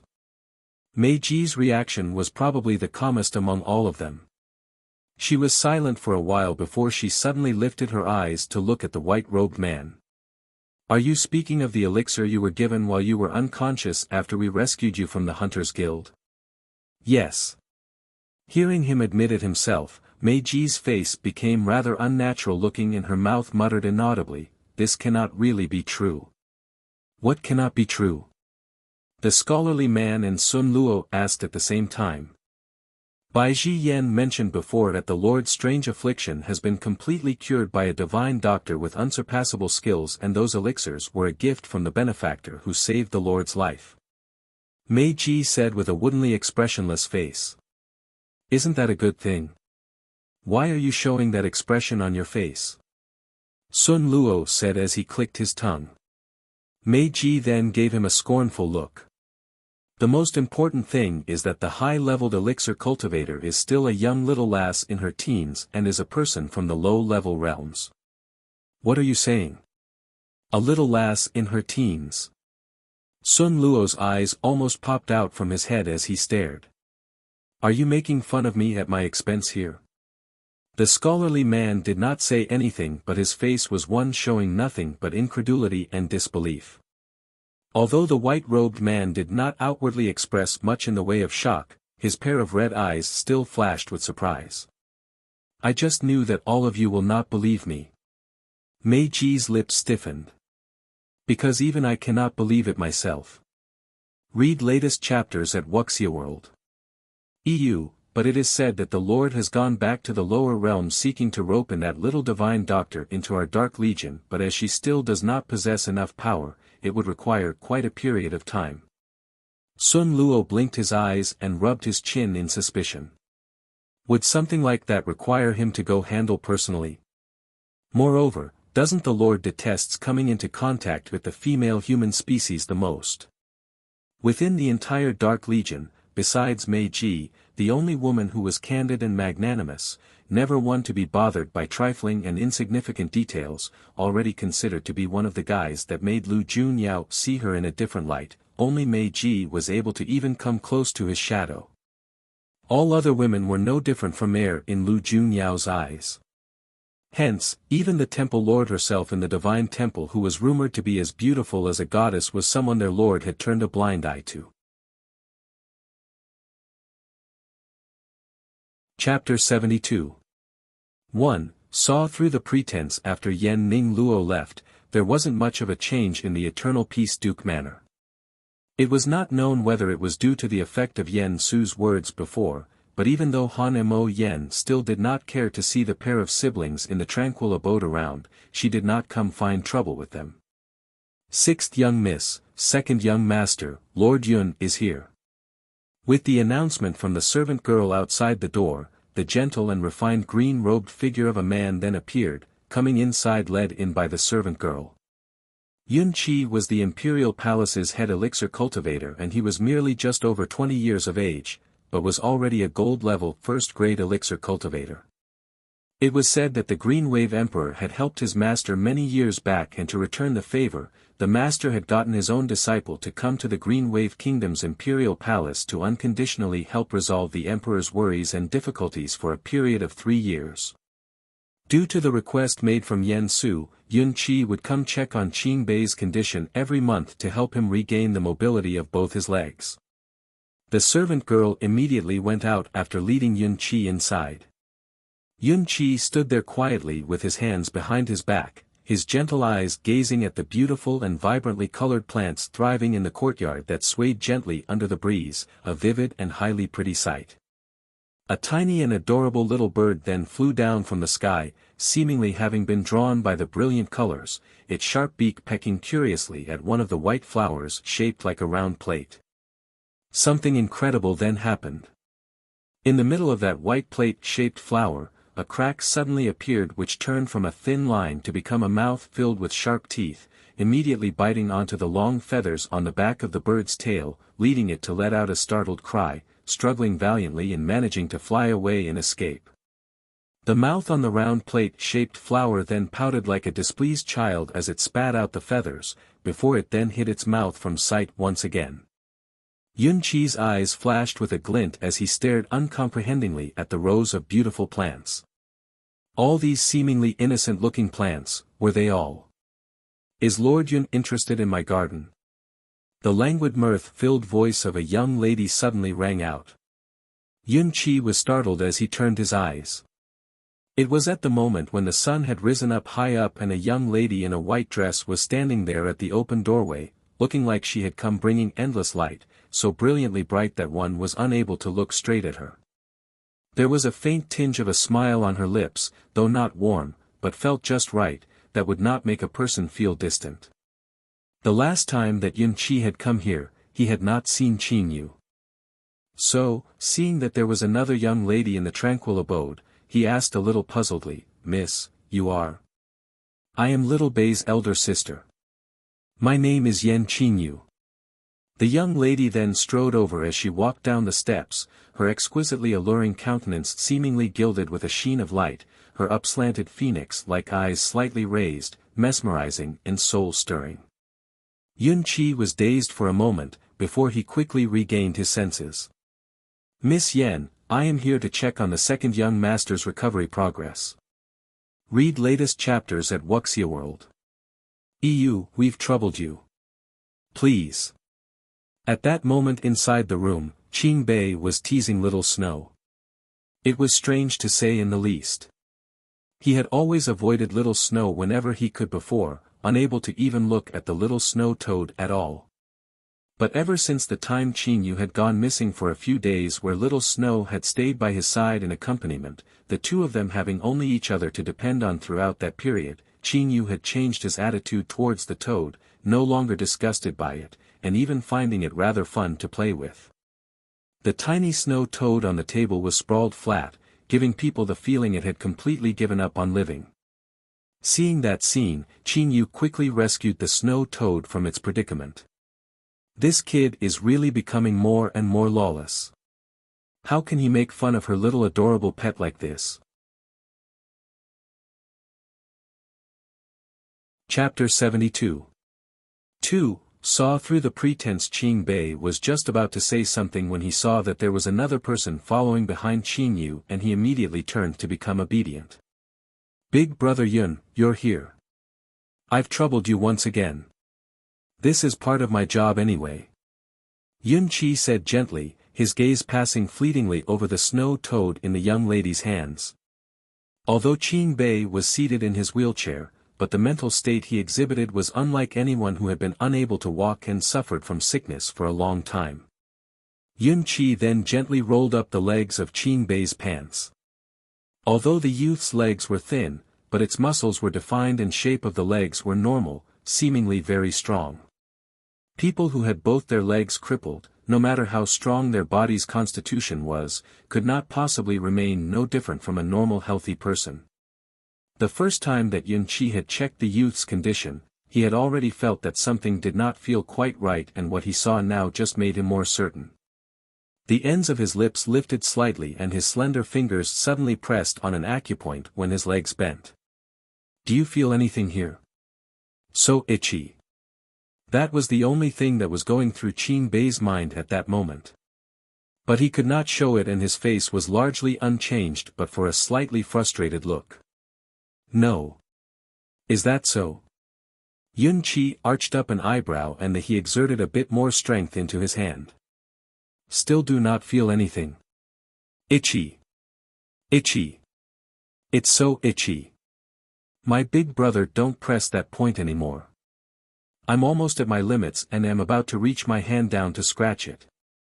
The youth's hands placed at his sides pinched the soft flesh at his hips and he secretly drew in a deep breath. No. Feeling. That is strange. Yun Qi then gave up on tormenting his legs and his hands released their hold on them. Qing Bei then breathed out in relief. Yun Qi then unexpectedly laughed lightly and said.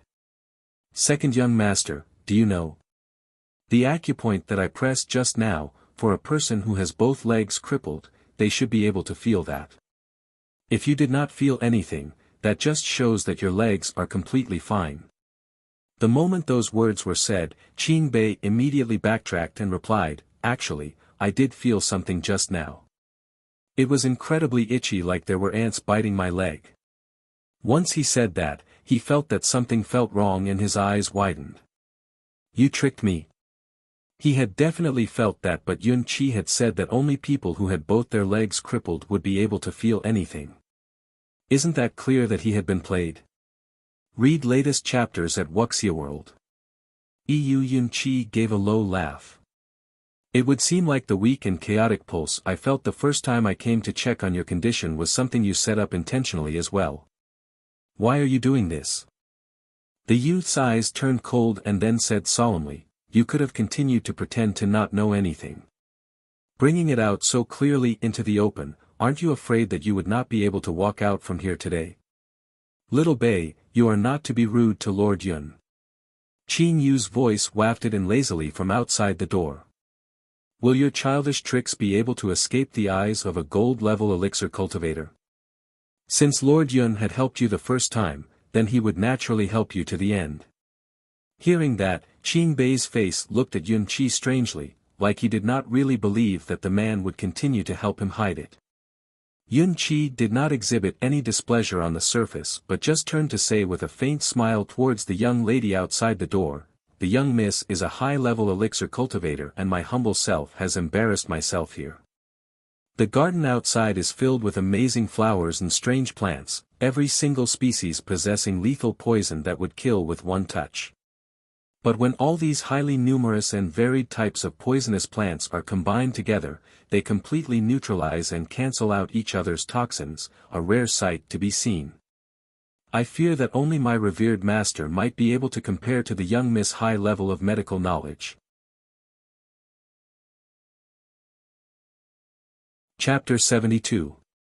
3. Saw through the pretense. Lord Yun has very sharp eyes indeed. Qin Yu's lips curled up, her eyes swirling with a gleam. I hope that the Lord can continue to play dumb. This child fell to harm under the nefarious scheming of wicked people at a very young age, and he had no other choice but to do this. He is at a juncture that calls for an appropriate opportunity that would allow him to stand on his feet once again. Over on my father's side, the Lord will only need to tell him that the boy is currently recovering. My humble self understands. Yun Qi nodded. I will take it as I do not know anything. Thank you. The young lady's lips split into a smile that looked more radiant than the sun outside. Yun Qi lowered his eyes without any change in his expression. In that case, I shall take my leave. Take care, my lord. After seeing Qin Yu see Yun Qi out, the youth then asked in puzzlement. Why will Yun Qi help us? Is it because Sis is an elixir cultivator and he wants to butter you up? Driven to laughter from the youth's question, Qin Yu then rapped him on the head. Can't you see the righteous air in that man, one without worldly desires? Would such a sagely person be one that would seek to win my favor? Then why? Qin Bei could not understand it. And did he really see through me the first time? I had clearly made my pulse become one just like what a seriously ill person's would be like. Firstly, your subterfuge is still not up to par. Moreover, this Yun Qi is not just any pretty vase but someone with real skills, and you think you are able to pull wool over a elixir cultivator's eyes? Qin Yu said as she shot him a glance. Qin Bei could not help but click his tongue and said, looks like this elixir cultivator is very good. Otherwise, why do you think all those elixir cultivators are all so rich? As long as you have the name of elixir cultivator hanging above your head, you'll be respected wherever you go, as even a single low-grade elixir pill can sell for several hundred taels. Qin Yu's gaze then darkened. But there are also too many people calling themselves elixir cultivators who go around swindling people. The Cloud Heaven had the Divine Healers, the White Fund Lands the Elixir Cultivators Association, and in the Constellation Lands, it was the top elixir cultivator family clan who passed their medical knowledge down the generations, the Mu family. The Mu family's current family head was Mu Qing Tian, and he just celebrated his 40th birthday several days ago. Mu Qing Tian was an upright and impartial man who was kind to people and enjoyed a very good reputation. But he had no sons to his name but just one lone precious daughter, the only memory of his late wife he had. He had not remarried all these years as he did not want his daughter to be aggrieved in any way, a highly affectionate father. And the daughter he had held so very precious to his heart, had truly not disappointed him. Though a girl, the way she handled and dealt with matters did not lose out to any of the boys, and no one in the entire clan did not accept her as the young lord. At that moment in the training square, was a very tall girl dressed in black combat clothes, the snaking whip in her hand cracking viciously through the air to cut down a tree that was about as thick as a grown man's waist, that then fell to the ground with a loud crash. Whoa whoa whoa. Elder Sissa's cultivation has grown quite a bit recently. A mocking voice filled with ridicule reached her from behind. The girl retrieved her whip and threw a glance at him. When did you come back? Read latest chapters at Wuxia World. I came back last night and I did not go disturb you as it was too late. Mu Qi replied with a lazy yawn. I heard that you lost to that fellow Mu Qian Shang, and you lost exceptionally spectacularly. Mu Qi's face stiffened and he then snorted derisively before saying, I can't be blamed for that at all, you know. That maniac already completely topped me just by elemental attributes alone, and there was no way I could fight against that at all. Excuses. You're still too weak. The girl said scornfully as she turned around. It was a face that could be considered to be pretty and adorable but not very outstanding, though with a pair of incredibly clear and lively eyes, like they could strike right upon people's hearts, which lent an added sense of radiance to that slightly bland countenance. Chapter 73. 1. You can go secretly learn. This was the Mu family's Mu Lai. A elixir cultivator at the silver level's 8th grade, wielding dual elements lightning and fire, a rare and highly skilled cultivator of both martial arts and medicine throughout the lands. And because of her tyrannically powerful cultivation together with her swift and decisive hand, she was given the title of Lady Devil by the people. Though he was mocked like that, Mu Chi did not try to explain any further but just clicked his tongue and said reluctantly, yes, I'm weak. Will that do? How can I possibly compare with a prodigious genius like you? Good that you know that. Mu Chi said coldly. Mu Chi was speechless. No sense of humility at all. There is still half a year's time before the Faint Mist sect will open up to recruit new disciples, and I am going to go. Mu Lai said softly as she took the handkerchief from the servant's hand to wipe off her perspiration. Mu Chi was taken aback a moment, and was then a little puzzled. Weren't you unwilling to join any of the sects? When I wanted you to come with me to the Limitless sect before, you had rejected me flat. All the various sects care about too many trifling details and have all kinds of rules. I will naturally not want to be bound. Mu Lai said with a jeering smile. But as I am now stuck at the silver level's 8th grade and have not been able to break through, I heard that there is a kind of spirit spring in the Faint Mist sect that can help an elixir cultivator break through the level bottlenecks, and I thought that I might as well go try my luck. So that's the reason. And I thought you've straightened out your thinking. Mu Chi nodded his head in understanding, but then suddenly seemed to have thought of something. But, once you are accepted into the Faint Mist sect, then it will be 2 whole years before you will be able to come out. Mu Lai looked at him with a calm expression on her face. I am only interested in the spirit spring and am not going in there seeking to cultivate for immortality. Who would dare stop me if I want to come out? Is that even acceptable? But that was indeed the style of the Lady Devil. But it might as well be that. The Mu family was famous in the Constellation lands, and everyone would naturally know that they were a family clan of elixir cultivators. Moreover, Mu Lai did indeed have what it took for her to be so haughty and arrogant. Mu Chi was deep in thought when he heard her ask in an emotionless voice, "Why, on your trip back to the palace this time, your relationship with the Emperor did not thaw? Thaw out our relationship?" Mu Chi's voice sounded like he had just heard the biggest joke. Will you be able to recollect back water that you've thrown out? I've already said it back then. Even if he begs me, I will never return to that place. He is after all still your father. Ha! I have already shown him great benevolence by not killing him.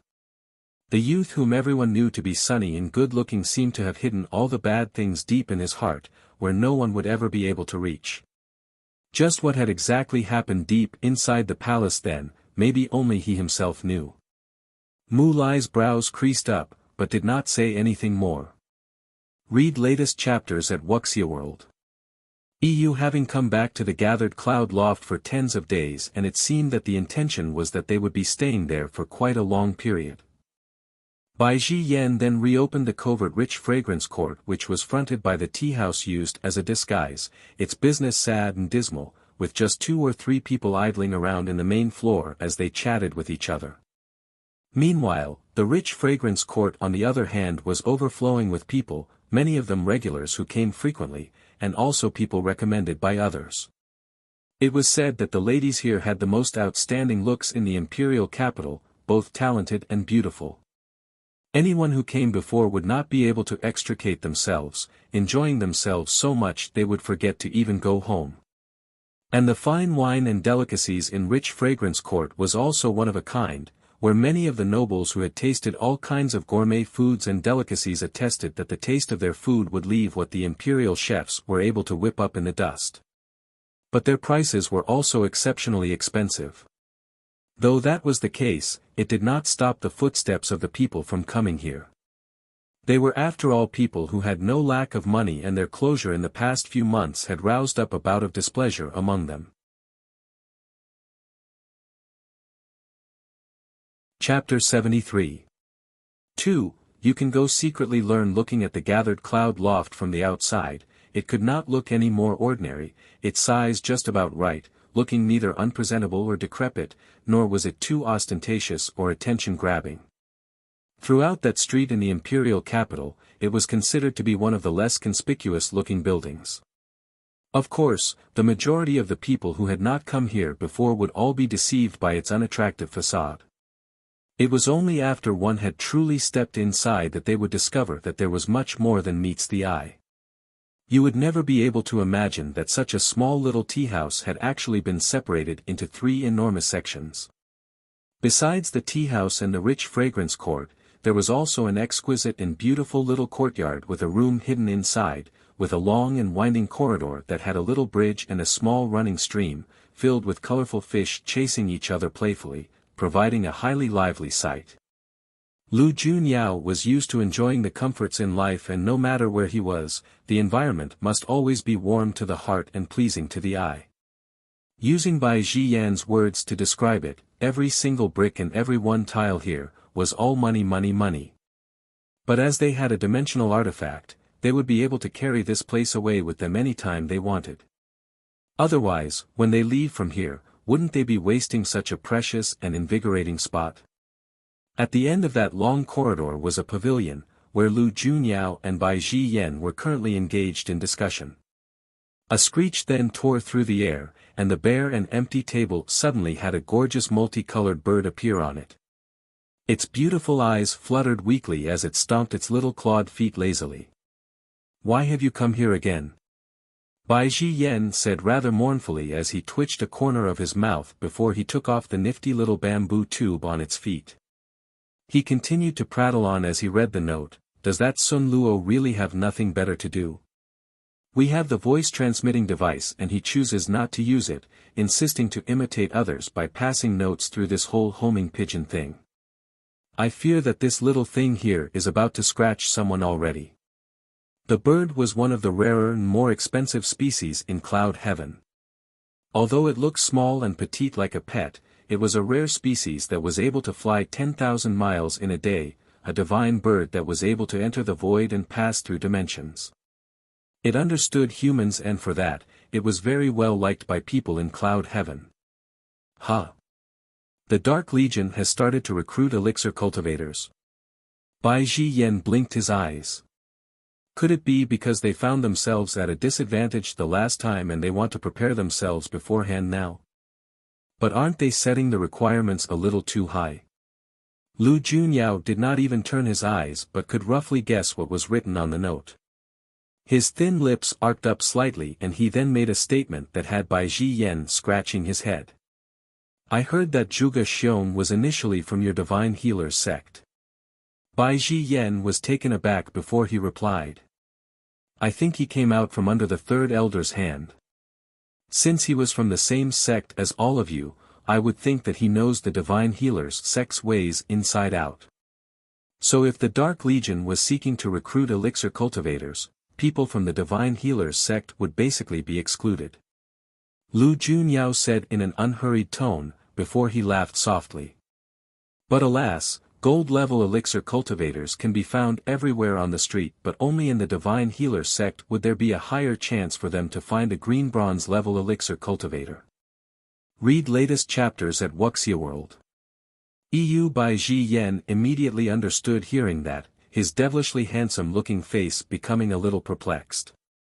"How could I have forgotten about that? Looks like the chances of their plans coming to fruition is not that high. Don't we have you here though?" Lu Junyao said with an imperceptible smile. "Aren't I from the divine healer's sect as well?" Bai Zhiyan said, shooting him a glance. The man's mesmerizing violet eyes then came to be tinged with an unfathomable glint, and he said softly, "You can go secretly learn something from the little fox." Why have I not thought of that before? It suddenly dawned on Bai Zhiyan. I suggested that we should discuss medicine together before. Even though I was rejected, I should have shamelessly persisted. I must definitely secretly pick up a skill or two from there. Chapter 73. 3. You can go secretly learn. Don't blame him for being so spineless, but that lass was really the most outstanding and skillful elixir cultivator he had seen in so many years. Back then, he had not even been fully convinced of the old ancestors in the sect, and it could be seen now just how much he admired Qin Yu. Hearing Bai Zhiyan sounding so confident of himself, Lu Junyao just gave him a highly profound smile and then stood up to walk away. Bai Zhiyan looked at the back of that tall and slender figure, and for no reason he suddenly just felt that the guy seemed to be in such a good mood. He just could not fathom him out. He felt like he would never be able to comprehend the Lord's mind. Water Edge Kingdom. After about half a month's journey, the convoy of people finally reached the mysterious kingdom in the sea. This was a nation built in the middle of the vast and boundless ocean, and they were approaching closer to it with every step, where it suddenly came to stand right before their eyes. There were no boats or vessels around it, and it made people can't help themselves but wonder just how was one supposed to cross that stretch of the sea. It was said that the people of the Water Edge Kingdom knew magic, but it was just a rumor, where no one really believed that. But no one was also able to explain how they were able to stand upon the water's surface and not sink, like they were walking as steadily as they were on land, a strange and baffling sight. That's right. Every single one of the soldiers in the convoy had walked over the sea's surface to cross over to the other side. Only one person was different. He relied completely on his deep and profound cultivation to walk over the water, the surging waves below his feet freezing into ice in the instant before he approached, the exact same phenomenon like it had been back at the Green Wave Kingdom's New Moon Lake. The convoy of people quickly reached the imperial palace. Respects to the Duke of Vast Seas and the 9th Princess on your return to the palace.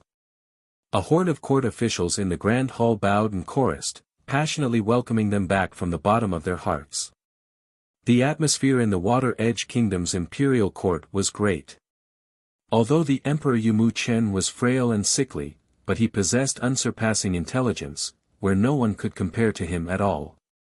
With the support of the Duke of Vast Seas, he ruled over the kingdom very well, and all the officials respected him greatly. Never was there an instance where people came forward just to flatter and fawn on him.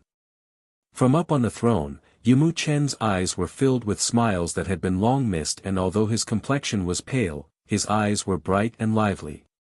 The trip must have been arduous for the Duke of Vast Seas. Men, quickly bring him a seat. Standing above all but just below one man, only Qin Yili was qualified to sit right beside the emperor. The court attendants immediately brought in a soft and comfy chair and placed it on the left side of the dragon throne. Qin Yili obeyed the orders and slowly came over to sit down. How was the trip for the Duke of Vast Seas? Yumu Chen asked with concern. It was all right. Qin Yili said indifferently. But, I received some good news. Good news? Yumu Chen asked in surprise, and the officials down below perked up their ears curiously. Your Majesty's health might be able to be saved. Qin Yili said in a very calm tone, but the words caused the entire hall to erupt. Is that really true? His Majesty can really be saved.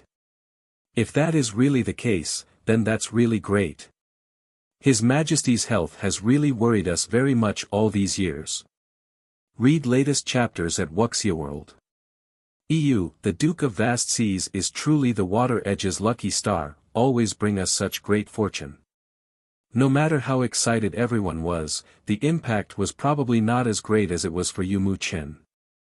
The man whose emotions were kept well in check suddenly had a slight rosiness rise in his cheeks on the pale but handsome-looking face. Is that really true? If it had been anyone else who came to tell him that his illness could be cured, Yumu Chen would not believe a single word of it. But it was told to him by Qin Yili this time, and that made the whole thing a whole lot more believable. He had endured too much disappointment over the years, where his heart that had been brimming with hope finally sank down into the deepest valley, not daring to harbor any hope after they had been burnt to ashes. Yumu Chen was just living through his life one day at a time, where every one more day he still lived was a blessing. Chapter 74. 1. You want to leave the water edge. The man's voice was not loud. But in that instant that he opened his mouth, the grand hall became quiet, and everyone was carefully waiting to hear the response. Before that pair of eyes filled with longing and anticipation, Qin Yili nodded his head, his voice seemingly filled with a kind of magical strength that was highly calming to people's hearts. On this trip, I found the person that I have been looking for many years, and I have given my word that your Majesty's condition will definitely improve when that happens. Hearing those words, Yumu Chen's eyes widened. Are you saying that you've really found that highly powerful elixir cultivator? Yes, I have. Then where is he? Has he come to the Water Edge Kingdom with you? Bring him in quickly. Yumu Chen said rather excitedly. Qin Yili then gave a soft sigh. Unfortunately, that person did not come here, but has gifted to me some elixirs before we parted, that would be able to temporarily regulate and condition your Majesty's body first. With those words, the emperor seated up above could not help but feel a little disappointed. Seeing that, Qin Yili's eyes darkened and his voice was low as he said, Your Majesty, your body is now too weak and frail and the process has to be slow. Although it cannot be guaranteed that the condition will be completely cured, but we can at least stabilize the condition first so you will not cough out blood anymore. Will it really do that? Hearing Qin Yili say that, Yumu Chen was still filled with anticipation. As he had this condition that made him cough out blood, every time his blood and qi surged, he would suffer an especially hard bout of coughing, expelling a great amount of blood, where his body would then collapse completely. If that could be alleviated by just a bit, it would be a lot easier for him. I believe that your Majesty believes in what I say. Qin Yili said expressionlessly. All other elixir cultivators in these lands are not even 1/10 of this person. I will naturally believe the words of the Duke of Vast Seas. But with such a talented person, if we can. Yumu Chen's words hesitated slightly, his gaze looking straight at the Qin Yili. I hope that the Duke of Vast Seas will be able to persuade this person to come work for the Water Edge Kingdom.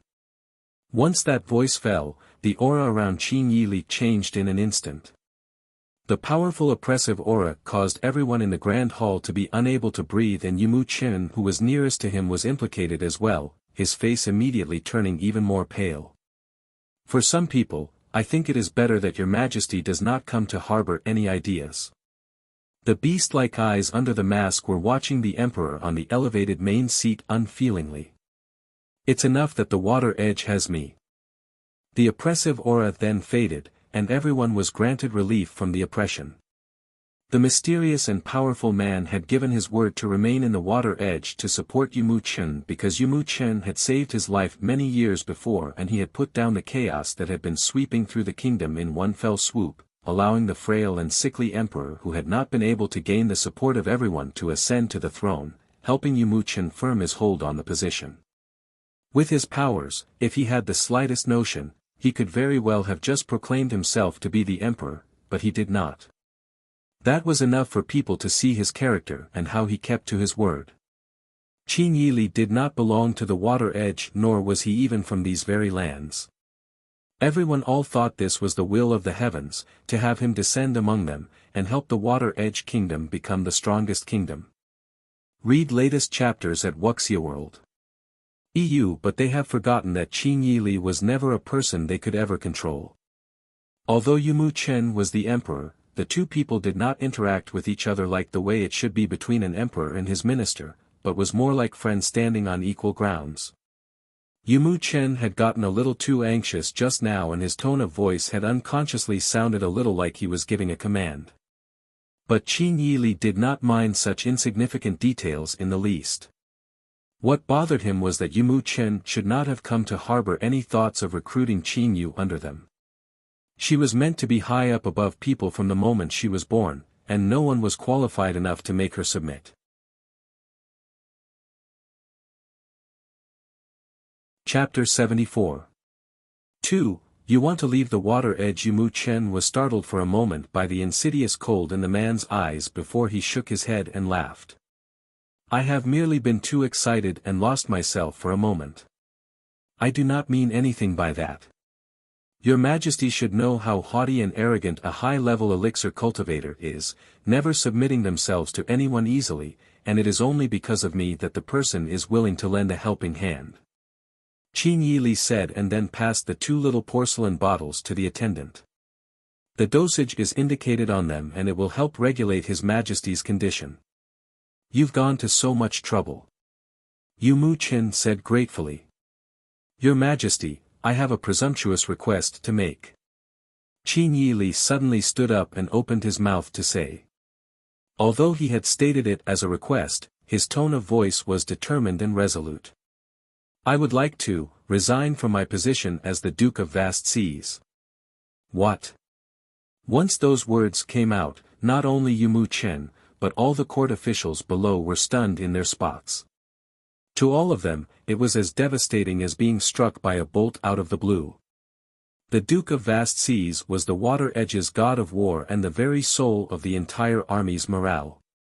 If he was no longer with them, the Water Edge Kingdom would definitely be thrown into chaos. Yumu Chen's face changed slightly and then slowly said, Why do you want to resign? Are you thinking of leaving the Water Edge? That's right. Qin Yili answered. For so many years, it is only because the Duke of Vast Seas, you, existed here that our Water Edge Kingdom was able to grow by the day, rising up to be the top among the 3 great kingdoms. If you are not with us, all those smaller neighboring countries sitting restless around us would jump at the opportunity and the Water Edge Kingdom would be placed in a dangerous situation. I sincerely ask that you reconsider. A tall and burly general among the officials clasped his hand over his fist and knelt on one knee, his face grave as he spoke. All the other officials then followed suit, the entire hall falling to their knees in a flurry. We beg that the Duke of Vast Seas consider. Duke of Vast Seas, the Water Edge Kingdom cannot do without you. Will the Duke of Vast Seas please stay? Seeing the scene before his eyes, Qin Yili's eyes darkened, his thin red lips stiffening up. As for Yumu Chen, except for the shock he showed right at the beginning, he had now become calm. He got up from his dragon throne and came walking one step at a time to stand before Qin Yili, his pale white lips slightly curled up. All the way from the beginning, I have known that this day would come sooner or later, but I had not thought that it would be so sudden. Is it because you have found that person that you have not been able to find all this time? Yumu Chen still remembered that right from the beginning, there was another big reason why Qin Yili had remained here in the Water Edge Kingdom besides repaying the debt for saving his life. He was looking for a person who could possibly have fallen into this world like him, and in the 10 over years he had stayed in the Water Edge, he had sent people out across the oceans to search, but it had been to no avail. And this time he had merely gone on a trip to the Green Wave Kingdom and he had immediately made such a request upon coming back. Yumu Chen's quick wits had guessed that was the case in an instant. Qin Yili could not deny his words. That person heard that you saved my life and took the initiative to say that if there is an opportunity to come to the Water Edge, your Majesty's health will definitely be restored. And I. From very long ago, I have always been by that person's side, never ever parted for such a long period of time. Read latest chapters at Wuxia World. Yumu Chen laughed softly. I am very curious what kind of person can make you do this. But I think that it must be a lady of extraordinary beauty. That was the only plausible scenario that even someone like Qin Yili would be wrapped around someone's finger like this. If fate decrees, you will see her too. Yumu Chen suddenly turned his back around, and signaled to his attendant. The attendant immediately stepped forward and announced to all the officials in court, today's morning court ends here. Court is dismissed. Chapter 74. 3. You want to leave the Water Edge? All the people below then obediently took their leave, where even the imperial attendants bowed their backs and walked out. Within the vast grand hall, Only Yumu Chen and Qin Yili were left, but the young emperor had his face turned away at that moment so the expression on his face could not be seen. After a long while, a long sigh was then heard from him. Including this year, it has been a good 13 years since you came to the Water Edge Kingdom. This is a number that has now come to mean your impending departure. Yumu Chen's voice was soft, and listening to it carefully there did not seem to be any emotion in it. I have always admired you and Xin Yen like you more than she likes me, her biological elder brother. 13 whole years. Qin Yili, grant me this one last request. Only after the rest of this year has passed, and then leave will you? There was only 2 of them there at that moment. Yumu Chen did not use an officious tone but spoke like they were friends, sounding a lot more casual. Qin Yili had thought that Yumu Chen had dismissed everyone else because he wanted to persuade him to stay, never having expected that he would be so candid and straightforward, not saying a single word about it. But even if he had, it would be of no use. He was determined to go and anything he might have said would be in vain. The expression on Qin Yili's face did not change. I thank your majesty for understanding. Although I will be leaving, but if the Water Edge Kingdom is in trouble, I will definitely lend a helping hand. The emperor's tall and thin figure did not move in the slightest but merely waved his hand, to indicate that Qin Yili can leave. It was not known how long it had been, but only when he was the only person left in the vast hall, did Yumu Chen finally heave a sigh of relief, his face dejected as he slumped into his throne. It was most probably because he had known Qin Yili for too long and now that the man was leaving, he was finding it hard to accept it. It was like having gotten used to having something in your life, and then suddenly finding that it had disappeared. Yumu Chen gave a soft and imperceptible sigh as he raised his long fingers up to cover over his forehead in between his brows. Every year when the great sects opened their doors to recruit new disciples, the atmosphere would always become exhilarating and nerve-wracking at the same time. Even the young masters who were always out and about pleasure-seeking were seen to restrain themselves, behaving quite a lot better. The 3 great sects were each other's checks and balances and the Faint Mist sect had firmly taken the top position among the sects for many years with the Limitless sect hot on their heels. Although the Carefree Valley was last among them, but they commanded great might as well.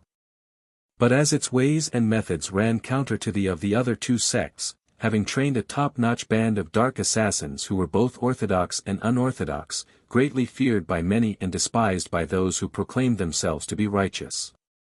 At the very moment in the Carefree Valley, a gloomy-looking middle-aged man stood, his hands behind his back as he said, "Say that again." Read latest chapters at Wuxia World. EU Valley Chief, please appease your anger. Your subordinate was ambushed midway through the journey and when I woke up, all my clothes had been stripped off and I was bound to a tree. The man down below was so angry his teeth were gritted together. It must be the work of that traitor of the Carefree Valley, Bellied Ran, who did it. I heard that he went to attend the All Saints' Day festival as the Carefree Valley's young lord. That is just utterly despicable. Is that so? The middle-aged man said those 2 words very softly, and it was not possible to discern whether it was spoken in joy or rage. Valley Chief, isn't Bellied Ran being too willful and arrogant here? Should we teach him a lesson? He was once a member of the Carefree Valley after all, and for him to disrespect the Carefree Valley so completely, it is the greatest affront to the Valley Chief. Do not drag the Carefree Valley into your personal grievances. The middle-aged man said offhandedly as he glanced at the man down below, like he could see right through him. He is someone from the White Fens lands after all, and with the 4 great family clans branches from the same tree and united in the same breath, however strong the Carefree Valley is, do you think we can stand against the 4 great family clans of the White Fens lands? With those words, the man immediately clamped his mouth and dared not speak. No matter how displeased he was with Bellied Ran, when before absolute might and authority, he could only cowardly submit.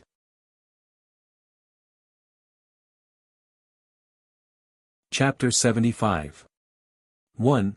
Prodigious youth looked at the man there suppressing his rage and not daring to speak, His face looking highly aggrieved, the middle-aged man snorted derisively before he said, "If you can spare the effort to think how to get back at Bellied, why not think how you can raise up the might of the carefree valley instead, so we can surpass the bunch of self-righteous and sanctimonious hypocrites in the Faint Mist Sect and the Limitless Sect? Your subordinate has not thought it through clearly." The man said in a soft voice, and his face then showed a tinge of delight. Although Bellied stole the thunder this time, but both Qian Shang and Qian Chen performed outstandingly in the All Saints' Day festival. Especially Qian Shang, who brought back the noble title of the male saint and was bestowed with many precious items by the emperor together with one wish granted to him. Hearing that, the middle-aged man finally showed a kinder expression on his face. Qian Shang is indeed an invaluable sprout of ours, and his future is inestimable if he is properly groomed. Even the legendary top-level lands, Cloud Heaven might not be beyond his reach. The Valley Chief is indeed far-sighted. On another side, ever since Yen Ning Luo suggested for her sisters to go for the Faint Mist Sect's recruitment tryouts, Yen Su started to place quite a bit of emphasis on that. He went out of his way to employ an elderly coach who had many years of experience teaching in the Faint Mist Sect before. The old man had gotten injured in an accident in the past, and because he did not want to hold the sect back, he chose to quit from his position. Yen Su was acquainted with the old man, and even Yen Ning Luo had received instruction from him before. At that moment in the Eternal Peace Duke Manor's training hall, the sisters Yen Shiro and Yen Shiwu were there together with Qin Yu and Qin Bei. Yen Su had sent people bright and early in the morning, informing them to wait here. Although Qin Bei was still deceptively seated in his wheelchair, but as Yun Qi had told Yen Su a few days ago that the youth's condition was improving by the day and the chances of him standing up was very great, Yen Su was of the mind that within half a year, Qin Bei might be able to stand up. Hence, Yen Su had asked Qin Bei come along as well. It was probably because she was about to leave behind a life of fine luxury. It was not so bad for Yen Shiwu, whose personality was a little more steady, but that change was total upheaval for Yen Shiro, where from being a slightly more busty beauty, she lost a whole round of weight, turning thin and slender, and any amount of pretty clothes or accessories was still unable to pique her interest. Yen Shiwu merely kept a straight and calm face throughout it all, a striking contrast against Yen Shiro. Roughly a cup of tea's time later, footsteps sounded from outside, one slightly heavier and strong, the other lighter with its tread. Very soon, two people were seen walking in, where Yen Su led a thin-looking old man who was not all that tall inside. The old man was dressed in cloth made from plain and simple clothes, his hair half streaked with white. Although rather advanced in age, he seemed to be highly energetic, and his eyes did not show the slightest bit of deterioration, sharp and incisive, looking like he was a man not prone to smiling. Read latest chapters at Wuxia World. All of you come over quickly and let me introduce you. Yen Su waved his hand at the few of them. This is Elder Qin Fong Qin, a teacher I invited here to help all of you increase your powers in these 6 months and to teach you some techniques to pass the Faint Mist Sect's trials, that will enable you to gain entry to go learn more inside. After saying that, he turned his head back and said to the old man, Elder Qin, these are a few of my rather inept children who are a little less gifted than little Ning, and I hope that Elder Qin can work on them a little. Qin Fong nodded his head. Your Highness is just putting it too gravely. If these young masters and young misses really put their hearts into it, this old man will give them everything I have to help. Yen Su reminded the few of them that they were to respect the elder and not try any tricks to slack off, or there would be quite a bit of suffering awaiting them.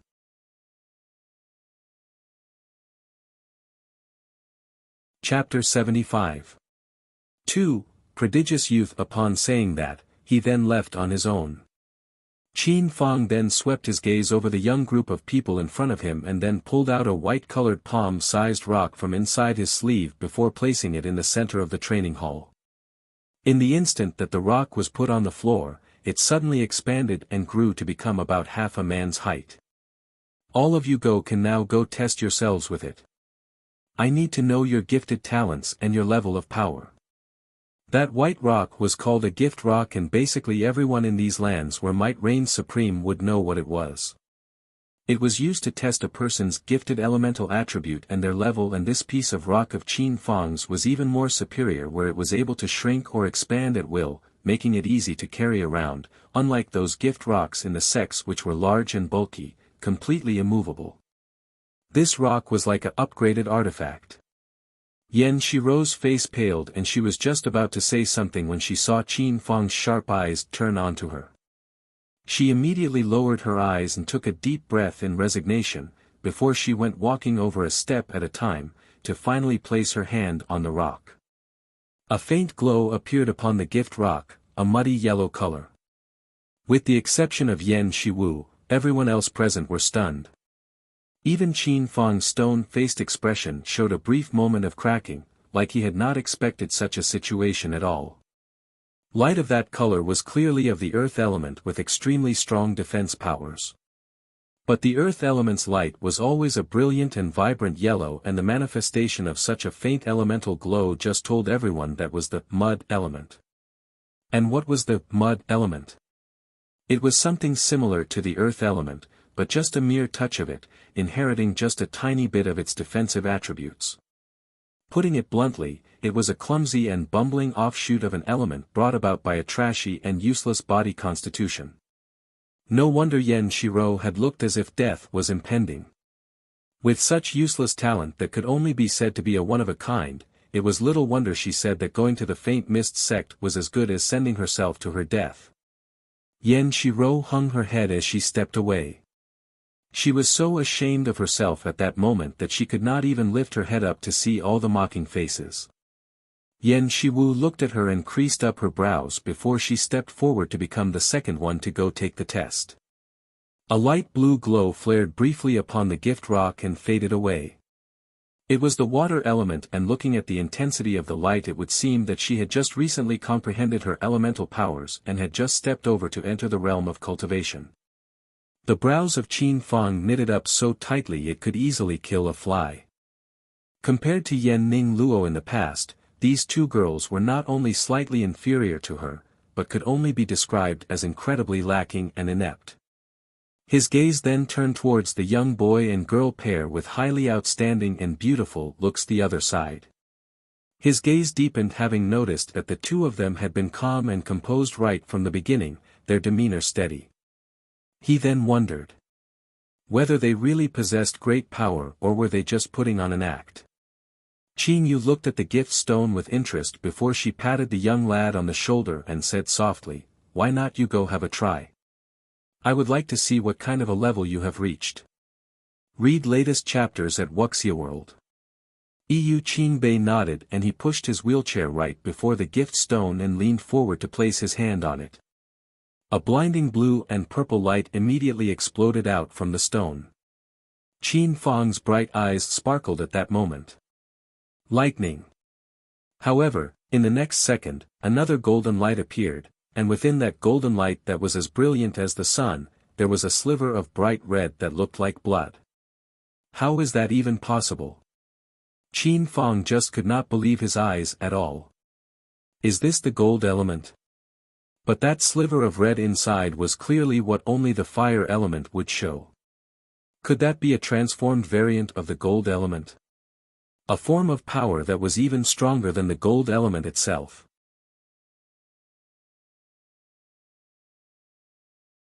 Chapter 75. 3. Prodigious youth. Qin Yu raised an eyebrow when she saw that gold mixed with red. Why does she feel that? She has seen that elemental power before. Mistress, that is the blaze element. Children who are descended from the bloodline of that long ancient family would inherit this gift, and the blaze element in Mistress' body is even stronger than the kids. Zhang Mai's tiny voice said from inside her body. Blaze element? Qin Yu was hearing that for the first time, and she could not help but feel curious. Then, what is so special about this element? It gives the ability to self-heal. No matter how severe the injury is, the wielder of this element will be able to heal and restore himself. The attack ability of the blaze element is even more dominant and ferocious than the snow element, and at its peak, it is able to kill a super expert with just one hit. Zhang Mai explained. Qin Yu could not help but smack her lips when she heard that. It's really that powerful? Isn't that as good as cheating with a divine artifact? Even when one is beaten up half to death, he will still be able to recover very quickly, and not know exhaustion. That will be the case under most circumstances, but it has its advantages and disadvantages. One can only be injured once a day, and if they continue to get hurt, the pain felt would be 10 times the norm. Qin Yu was speechless. How terrifying, better not get injured. On the other side, Qin Fang's eyes that were looking at Qin Bei had already changed completely, undoubtedly seeing him as a peerless prodigy, one that even surpassed the greatest female prodigy, Yan Ning Luo. Although Qin Yu checked out with a fire element after that, but compared to Qin Bei's lightning element and another transformed gold element, hers did not come to be all that impressive anymore. Among these 4 people here, Qin Bei's gifts were the most outstanding, and Qin Fang was exceptionally amiable towards him. But when he saw him sitting upon a wheelchair, he could not help but feel a tinge of regret. With such exemplary gifts, and he was confined to a wheelchair. A classic example of the heavens being jealous of heroes. What is your name? Qin Fang asked as he looked at the youth with a gentle gaze. Responding to the elder's words, I am called Yan Qin Bei, and this is my sister, Yan Qin Yu. Although he did not know how Qin Yu had managed to suppress her gifts to make it appear so ordinary, which threw him into the limelight, he was still not willing to have anyone slight him in any way. Qin Fang nodded his head. Not bad, not bad. The both of you are rather good. As for your legs, the elder can rest assured. My legs are already on its way to recovery. The Lord Elixir Cultivator in the palace has said that I will definitely be able to stand up within half a year's time. Qin Bei opened his mouth to say. That's great. Otherwise, if your physical mobility is affected, it will greatly affect your chances of being accepted into the Faint Mist sect. Qin Fang nodded his head to say, looking satisfied. Yan Shiwu's gaze darkened, her fists tightening up, but did not say a word. Yan Shiro's eyes had grown red-rimmed, her gaze filling up with hatred as she stared at Qin Yu and Qin Bei, who were getting all the attention, and she bit her full and luscious lip so hard that blood trickled out. Read latest chapters at Wuxia World. EU, why was she born with such a useless and trashy body constitution? But those 2 little bastards who had always been inferior to her, children born from a lowly concubine, could possibly possess such prodigious gifts. She did not want to go to whatever Faint Mist sect at all, but right at that moment, she had already been shamed and completely humiliated. Qin Fang then gave the young youth more instructions before he turned towards Yan Shiwu and said, Your talent is rather weak and you have just started to comprehend elemental powers. But it is still not too late, and what you have to learn to do now is to absorb the spirit energy from your surroundings to strengthen your cultivation, and I will teach you how to do that in a while. Yes.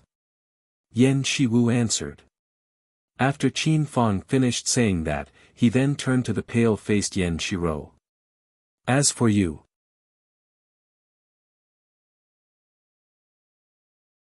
Chapter 76.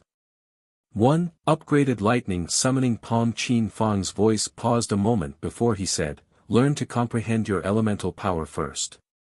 From ancient times, people with useless spirit foundations had seen miracles happen before. You are of the earth element, and if you can raise your defensive abilities, you can become a very good supporting force. Thank you, Elder, for your pointers. Yan Shiro said submissively. Qin Fang was exceptionally amiable towards Qin Bei, and hence he gifted the youth a martial arts technique cultivation manual the first time they met called the Lightning Summoning Palm. Qin Yu had probably gained some favor as well on account of her younger brother, as Qin Fang was also all smiles towards her as he taught her a set of cultivation chants for fire element wielders that would help increase her powers. Those actions had undoubtedly caused Yan Shiro and Yan Shiwu to further hate the pair of siblings out of jealousy. After that, the few of them then started with their first day's training while Qin Fang remained on the side to observe them in silence. Firstly, on Yan Shiwu's side, although her level of talent was average, she won out on being willing to put in effort. Under Qin Fang's guidance, from her ignorance of the water element in the beginning, she was actually able to form up a stream in the end skillfully as she willed it, surprising even herself. When she first just came to comprehend elemental powers, she was only able to form up a few droplets, which would disappear in a mere instant. She was now actually able to call forth such a great amount of water, and all of that under her control. The discontent and disappointment Yan Shiwu had felt before quickly evaporated, turning into such a huge surprise where she then said very gratefully, "Elder, have I improved?" Qin Fang nodded his head solemnly. "Not bad, you aren't really all that dense. Continue practicing." "Yes." In contrast, Yan Shiroa with her useless talent soon came to affirm her title as useless. Qin Fang had shown her extra attention and told her how to search for her elemental power in her sea of consciousness, to look for it bit by bit and capture them all in the end, to transform them into her own power. Close your eyes and keep your mind free of distractions. Cleanse out your consciousness. You cannot hear anything, you cannot see anything, and before you is just an endless sea of stars. There are some specks of light around you. Slowly go close to them and try to interact with them. That is the elemental power in your body and you need to get them all to return back into your body before you can completely awaken the earth element. Yan Shiro did based on what Qin Fang told her, but when she closed her eyes, it was pitch black before her, nothing that she could see. She knitted her brows together and tried very hard to calm herself down, as she attempted to sense the elemental powers around her. "Now, do you see them?" Qin Fang's hesitant and friendly-sounding voice rang out. Read latest chapters at Wuxia World. EU, no, there is nothing at all.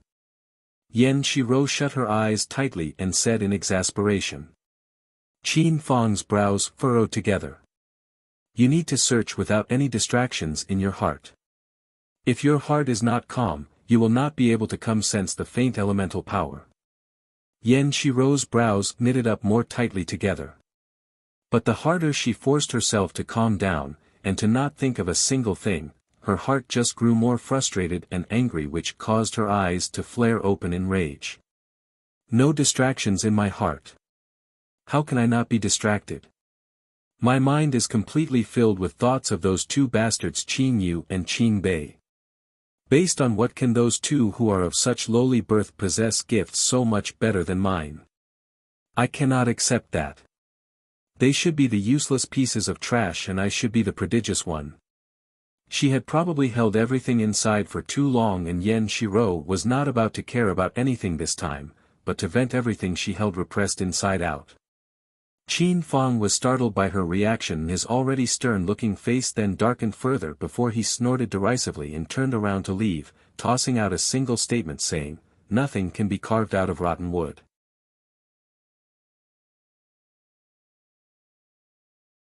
Chapter 76. 2. Upgraded Lightning Summoning Palm. With his identity as the Faint Mist Sect's elder back then, he was well respected.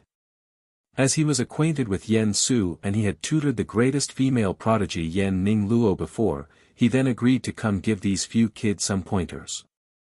But he had never thought that such a heroic figure like Yen Su, who was so righteous and stalwart, would have such a narrow-minded daughter who would be such a failure.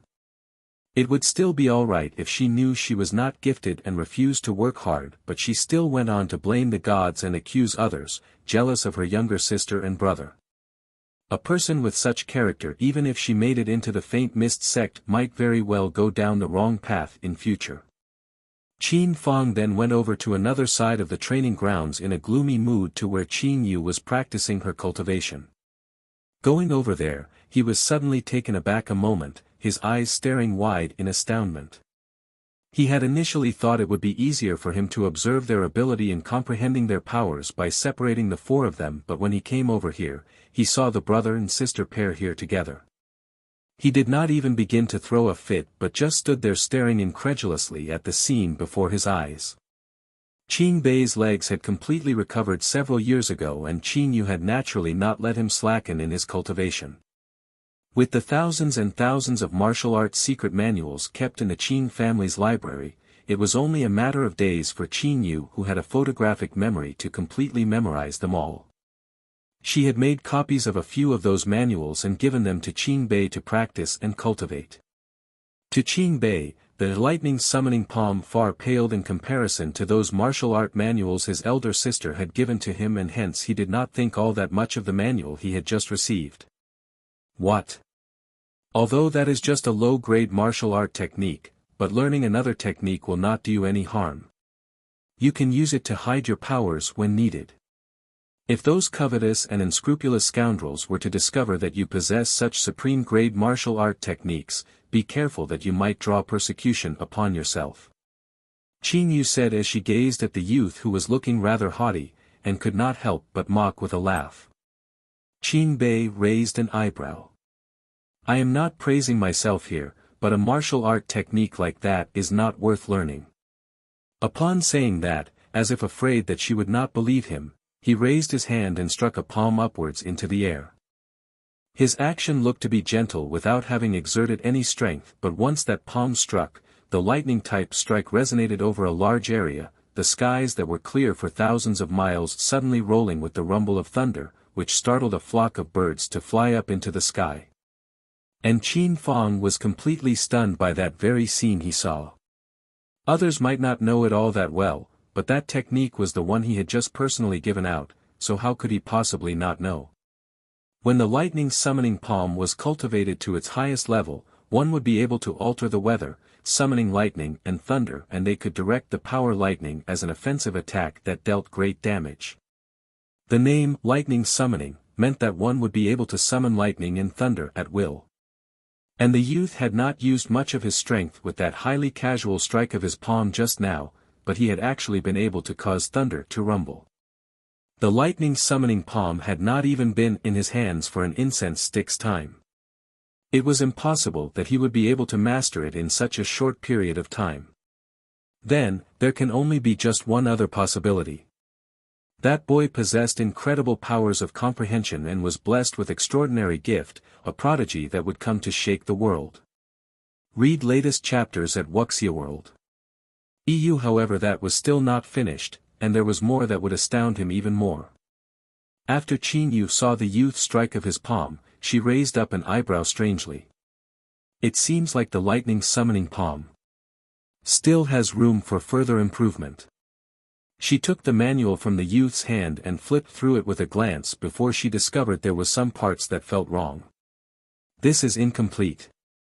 At least a third of it was missing, or it could possibly be a medium of superior grade martial art technique. So it is an incomplete copy. No wonder I was feeling that there were some parts that did not make sense, and its power seemed to have been weakened by quite a bit. Qin Bei complained as he thought about it. Could Elder Qin have hidden a part of it in secret?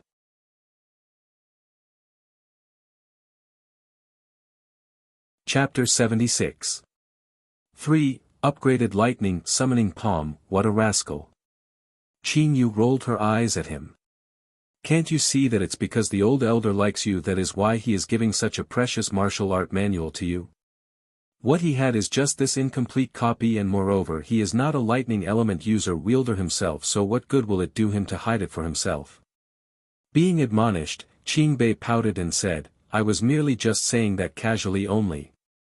Qin Yu rubbed her chin thoughtfully, and looked carefully at the words indicated inside the manual.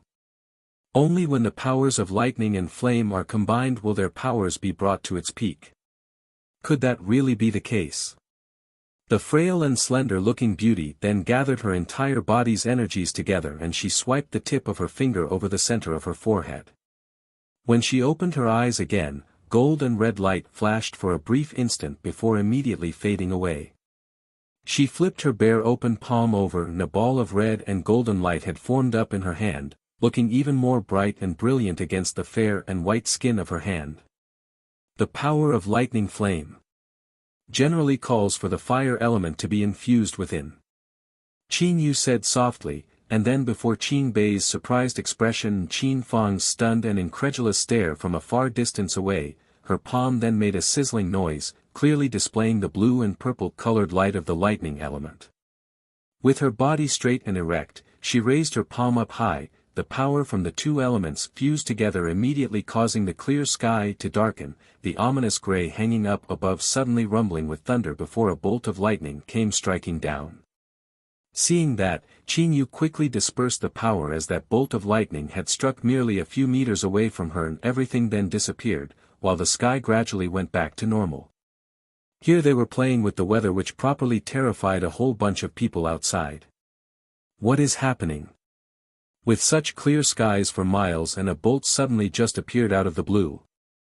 Have I been possessed? I almost thought that I was going to be killed by that bolt. Never thought that I would still be alive. Could it be possible that some unmatched experts are fighting a duel around here? This is just too dangerous. I had better go find a safe place for me to hide before I get caught up in an unexpected disaster. And over at the training square, Qin Bei looked at the skies that had returned to normal and suddenly gulped before he said mechanically, "That bolt of lightning just now, I almost thought I would not be able to escape disaster. That feeling was just too real." Qin Yu blinked her eyes, looking rather innocently at him. "I was merely showing you how it's supposed to be done. That lightning summoning palm manual is indeed lacking and there is much room for improvement. But, with that huge commotion you summoned in just now, I would think that the elder knows about it already." Qin Bei said in helplessness. Read latest chapters at Wuxia World. EU, so what? Just tell him that it was you who was practicing the lightning summoning palm just now. With your prodigious talent, the old man will just think that you have very strong comprehension ability and will not suspect anything. Qin Yu said with an indifferent expression on her face. But Elder Qin seems to have witnessed it all. Qin Bei said with a shrug of his shoulders, and pointed his finger behind her. Qin Yu had not noticed when Qin Fang had come, as she had probably been too focused just now and her senses had dulled a little. Hence when she turned her head around, she immediately saw that stern face of Qin Fang staring at her like she was some monster, like he was thinking just how many kinds of elemental powers she was able to wield, and was also able to circumvent the gift stone's detection. It must be known that the gift stone he possessed in his hands was a lot more accurate than the one in the Faint Mist sect. Unless her real prowess had already far surpassed the boundaries that the gift stone was able to assess.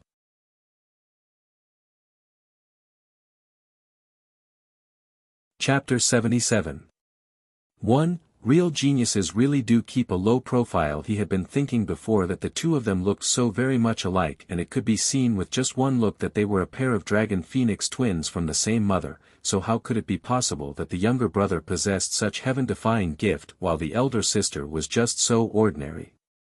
Never had he thought that the lass was merely just hiding her powers and had purposely pretended to be inconspicuous when her gifted talent might just be so much higher than that already prodigious youth. Wouldn't that mean that the constellation lands would soon undergo a tumultuous change? To think that such young children were already so powerful and possibly unmatched by others. Qin Fang stood still in his spot as he contemplated that fact for a good while before he walked over with a rather complicated gaze to look at the slightly embarrassed young lady. He hesitated before he asked, "How many elemental attributes can you wield?" Qin Yu blinked her eyes looking highly innocent and then replied, "I do not know, elder." Wasn't the gift stone unable to identify it accurately as well?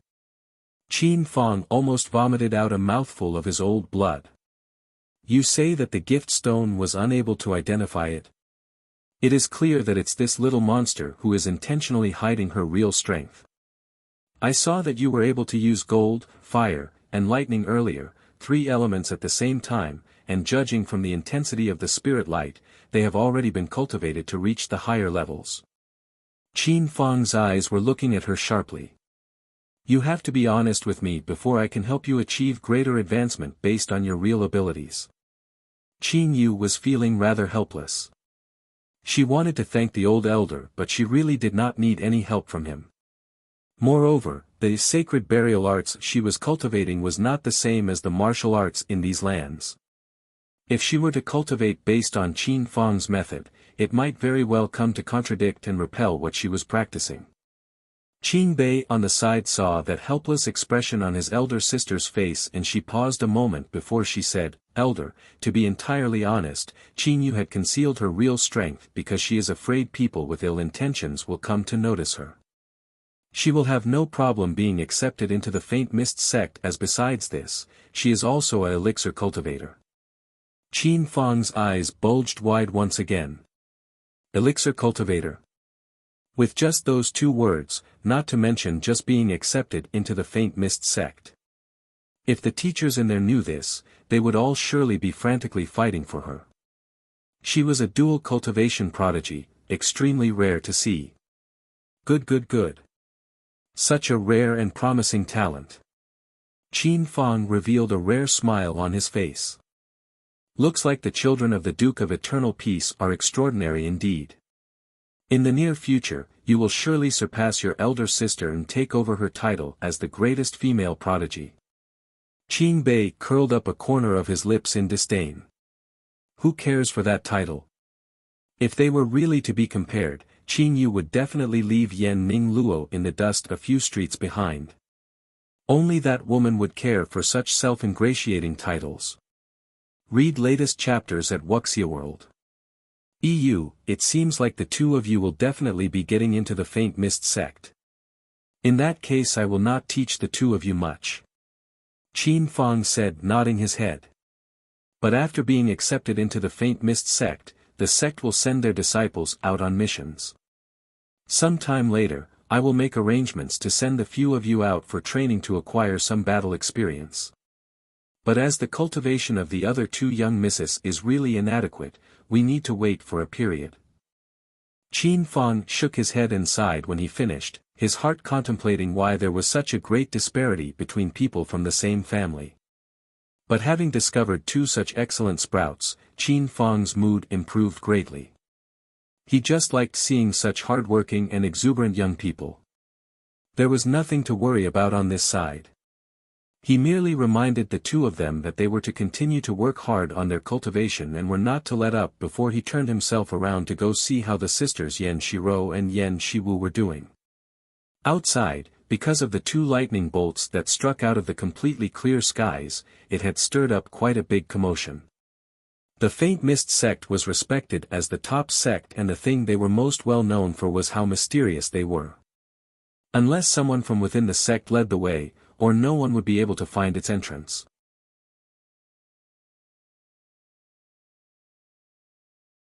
Chapter 77.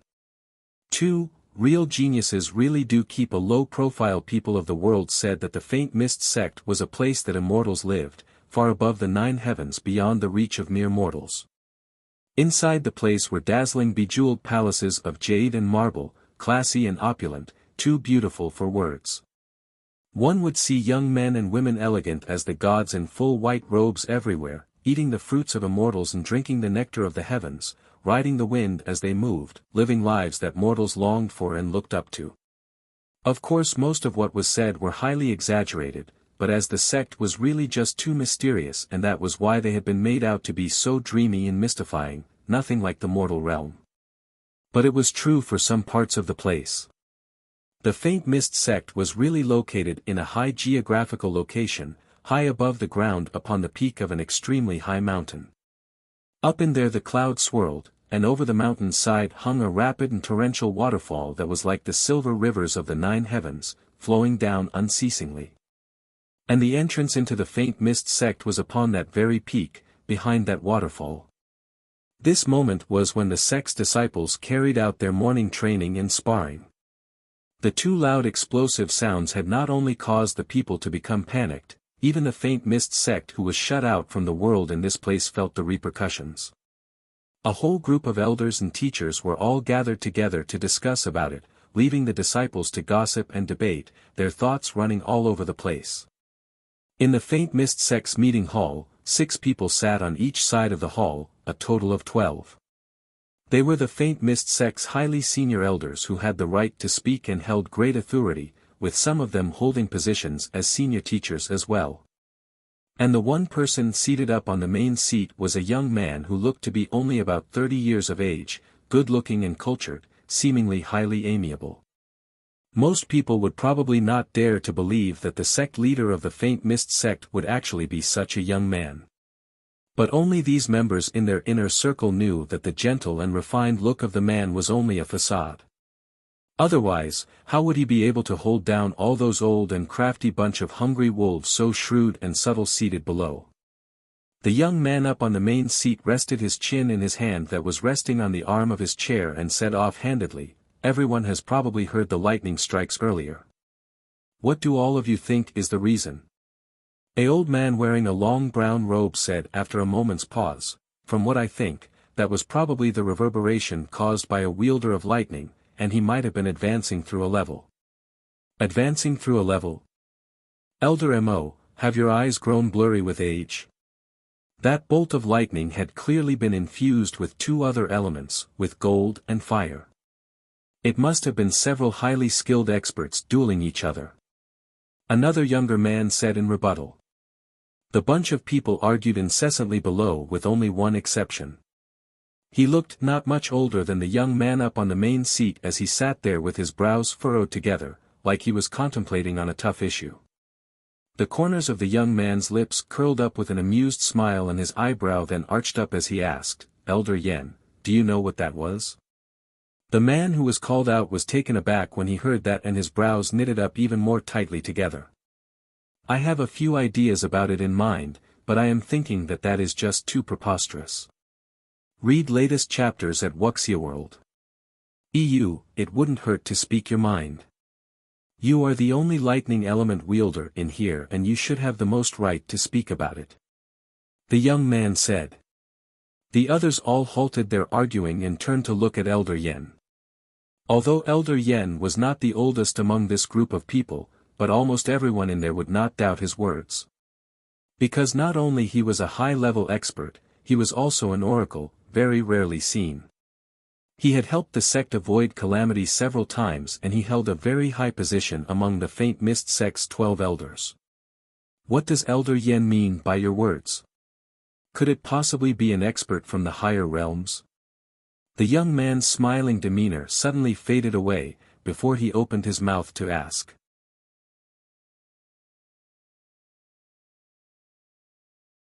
Chapter 77. 3. Real geniuses really do keep a low profile. I am merely guessing. But if it's not someone from the higher realms, then if that powerful strike that was infused with 3 element types had not been retracted by the wielder in time but had allowed the lightning bolts to fall, it would definitely draw down calamity from the heavens upon us. Elder Yen opened his mouth to say slowly, his tone of voice solemn. Even for me who has already cultivated the lightning element to its peak would find it difficult to achieve that, but that person had clearly only used about 3/10 of his powers. Is Elder Yen able to deduce where this person is at? Unfortunately, the other party retracted his powers too quickly and I was not able to augur his position. Elder Yen said a little regretfully as he shook his head, his eyes darkening. But I can be certain that this person's general location is within the Green Wave Kingdom that is the closest to the Faint Mist sect. Green Wave Kingdom? The good-looking young man's eyes narrowed up. Isn't the young lass Yen Ning Luo from the Green Wave? Seems like the Green Wave Kingdom is really filled with crouching tigers and hidden dragons. Sect leader, why not let me go investigate into this matter? Elder Yen opened his mouth to ask. The young man curled up his lips and smiled, his beautiful eyes looking highly profound and thoughtful as he stared off into the distance. No need for that. I have a feeling that this person will come to meet with me in the near future.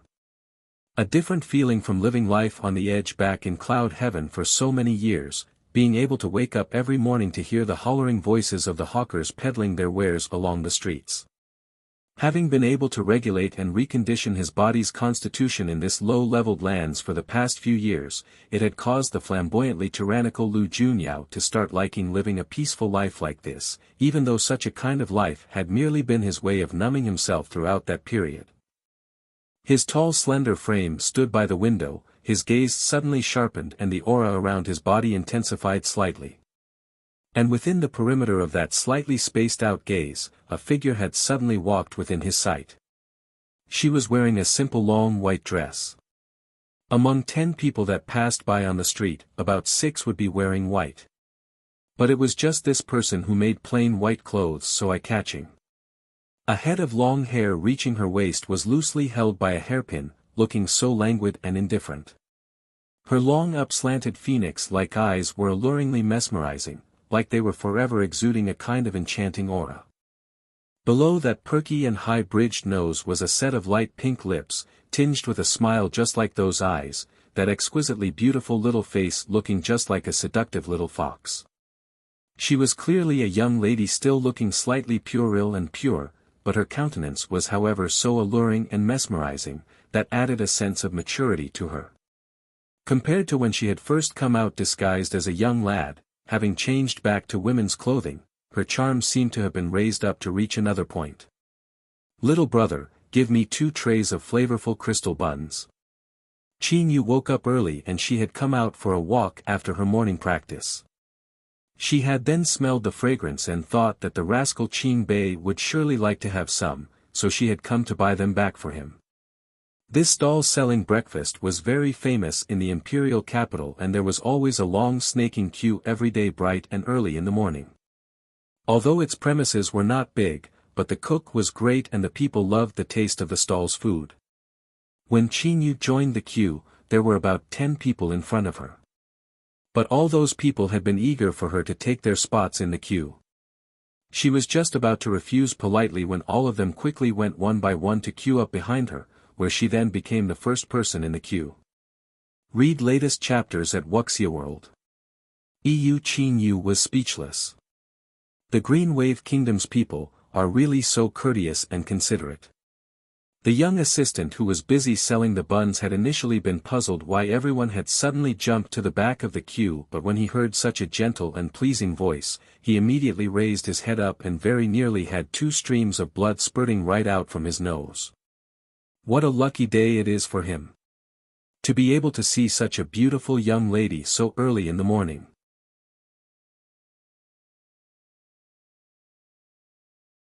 Chapter 78.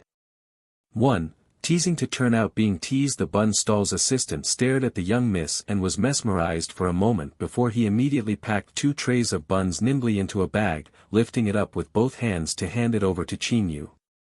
"Miss, please be careful with the buns." "Thanks." Qin Yu accepted the buns feeling rather amused, before she pulled out a gold coin from inside her sleeve and placed it on the table, all prepared to leave. "Hold it, young miss." The young stall assistant called out to her when he saw that, and returned the coin to her. "You've paid too much for the buns.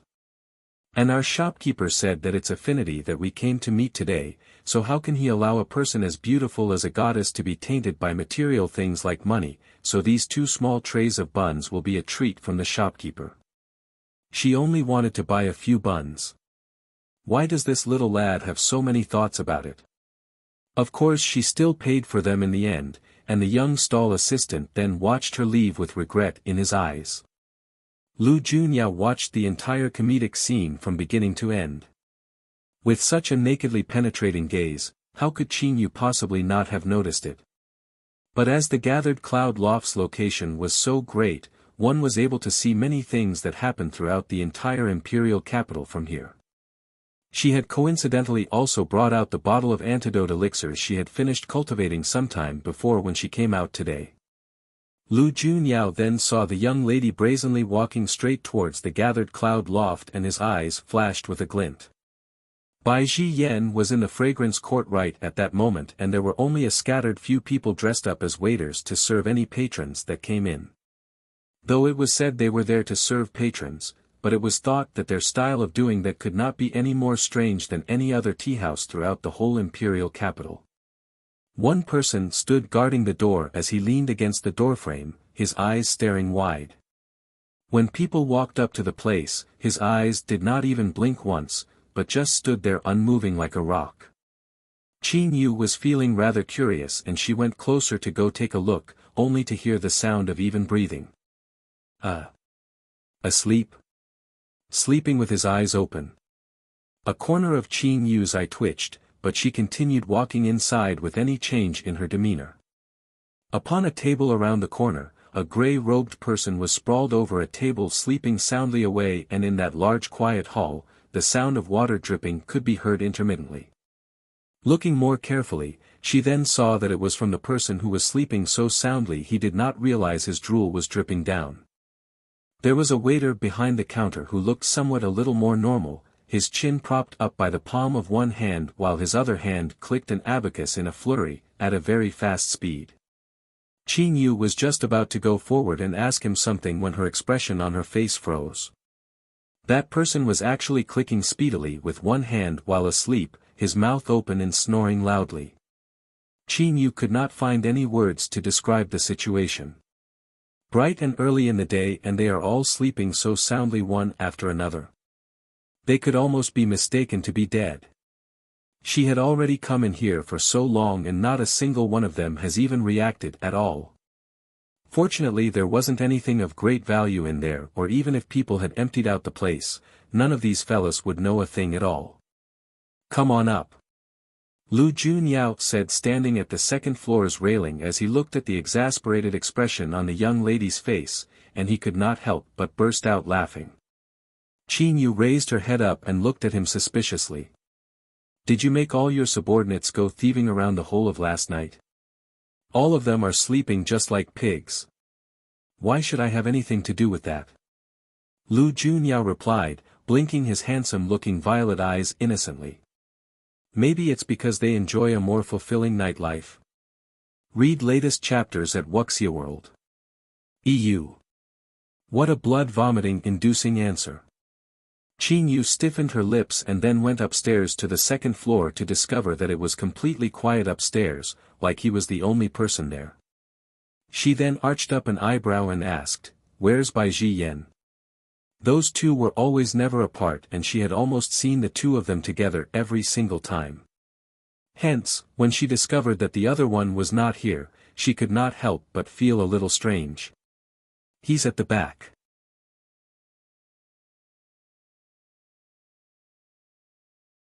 Chapter 78. 2. Teasing to turn out being teased. The back meant the fragrance court. Qin Yu had gone there a few times when she had disguised herself as a boy and she knew the way in there rather well.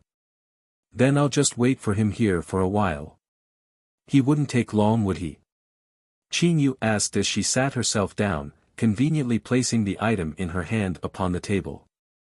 Lu Junyao's gaze swept over it for a moment. His mind then remembered the scene he just saw and his eyes filled up with mirth. Are you hungry? Seeing his gaze fixed upon the buns she had just bought, Qin Yu thought that he was hungry and she pushed a portion of it over to him. Eat it if you're hungry. I bought 2 portions. The piping hot and exquisitely made crystal buns had a light pink tinge and Lu Junyao was caught with a rare stunned expression for a moment, like this was the first time he was encountering such a situation. For me. He must not be blamed for not knowing how to react, as having lived for centuries, no one had ever treated him like this. The willfully arrogant man saw everything in the world to be beneath him, an existence that was worshipped as a god. Who would have thought that he was still human? Who would have thought that he slept and ate just like any other human? Those penetrating eyes immediately seemed to have been possessed right at that instant. Having not seen such an expression that could be termed as foolish on this fella's face before, Qin Yu raised her eyes up in surprise and stretched a hand out to wave it before him. Don't tell me you have never seen this before. It hadn't been said, but Lu Junyao, who had abstained from grains for such a long time, no longer found satisfying one's appetite all that attractive anymore, and hence all these things that mortals ate was something he really did not understand completely. Seeing his expression, Qin Yu knew that he had definitely not eaten such a thing before, and for just a brief instant, her eyes suddenly flashed with a glint and an evil idea rose up in her mind. She handed the chopsticks next to the box of food to the man and said with a smile, "Do you want to give it a try? It's really very good. It was probably because the sudden gentle warmth the young lady was showing in that instant that was so alluring, her eyes two smiling arcs, transforming into an charmingly naive and pitiful-looking pet fox that caused Lu Junyao's heart to soften, and failing to notice the crafty mirth hidden beneath those eyes narrowed with smile. He accepted the chopsticks and picked up one of the crystal buns. Looking at it for a moment, and seeing the young lady's earnest and harmless gaze watching him, he brought it to his lips and bit it lightly. Thereafter, something highly comedic then happened. The laughter restrained at the corners of Qin Yu's lips could not be held back any further and she went, in a huge burst of laughter. The man's face immediately froze and the expression then cracked and fissured inch by inch, the sparkling bright violet eyes turning dark. The crystal buns had very thin skin and was filled to its brim with fillings, every single one of them plump and fat, the juices thick and abundant. If someone was eating it for the first time without prior experience, they were guaranteed to get the bun's juice squirt and splatter over their faces and clothes. Read latest chapters at Wuxia World. EU. And although Lu Junyao had merely taken a small apprehensive bite, but he was still caught off guard when then hot juices from the bun sprayed onto his face. The handsome face that was carefully carved and crafted by the gods had oily meat soup juice hanging upon it at that moment, flowing down along the perfect jawline before it dripped off the chin onto the table, looking hilariously funny no matter how one looked at it. The air turned deathly silent. No, besides the young lady's unsuppressible peals of laughter, gasping hard for air to catch her breath. Ha ha ha ha ha. You. Wheeze. Don't look at me like that, ha ha ha. Qin Yu was doubled over in laughter as she slumped back in her chair and held her stomach, tears spilling out from the corners of her beautiful eyes. She did not know why herself, but when she saw that haughty demeanor of that man, the thought of playing a prank on him suddenly struck her, and the fact lay before her that the way he looked now was really very funny, seemingly a lot more warm and human.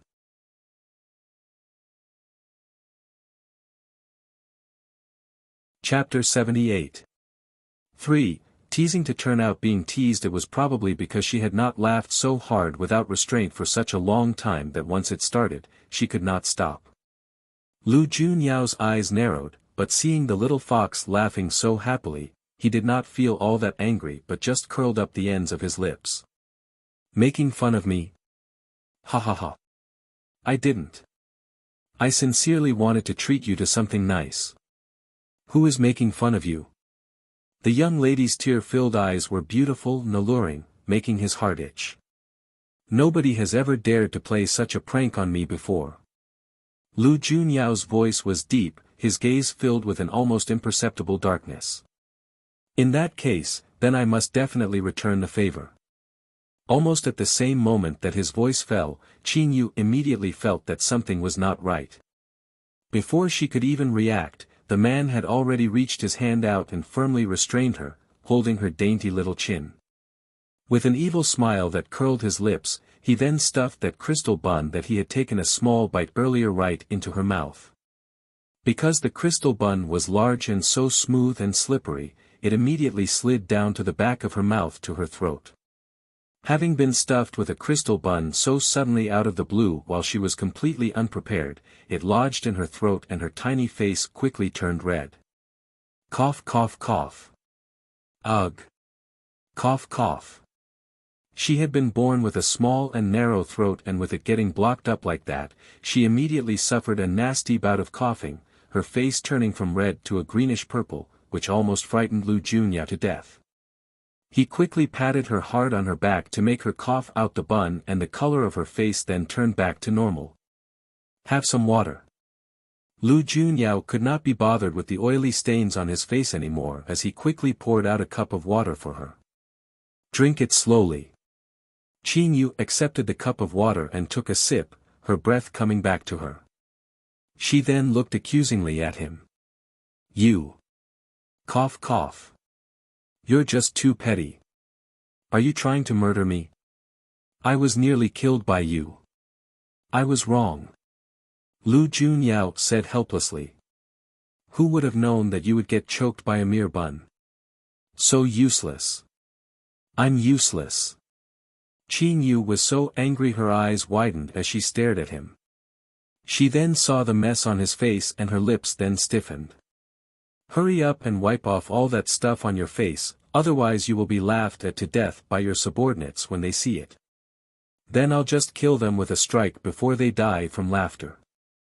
Lu Junyao said indifferently, before he turned around and went to the other end to tidy himself up.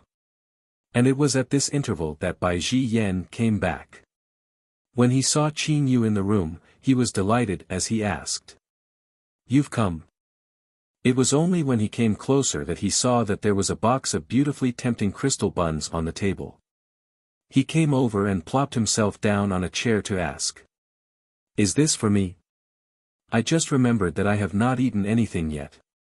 Qin Yu had not even been able to stop him in time when that fella had already made quick work of the 10+ crystal buns, gobbled all up. Never mind. It's good that he finished it anyway. Otherwise Lu Junyao would remember the grudge if he came and saw those buns again. Waiting till he polished them all off, Qin Yu then pulled out a little green porcelain bottle from inside her sleeve. "There are 100 antidote pills in here. Based on the price that we agreed on previously, it is 1,000 gold pieces for one. So you will have to give me a total of 100,000 pieces of gold. You can first check the quantity and composition of the pills. They are all of the same specifications from before." The bottle that Qin Yu used to store the pills was actually more than it looked to be.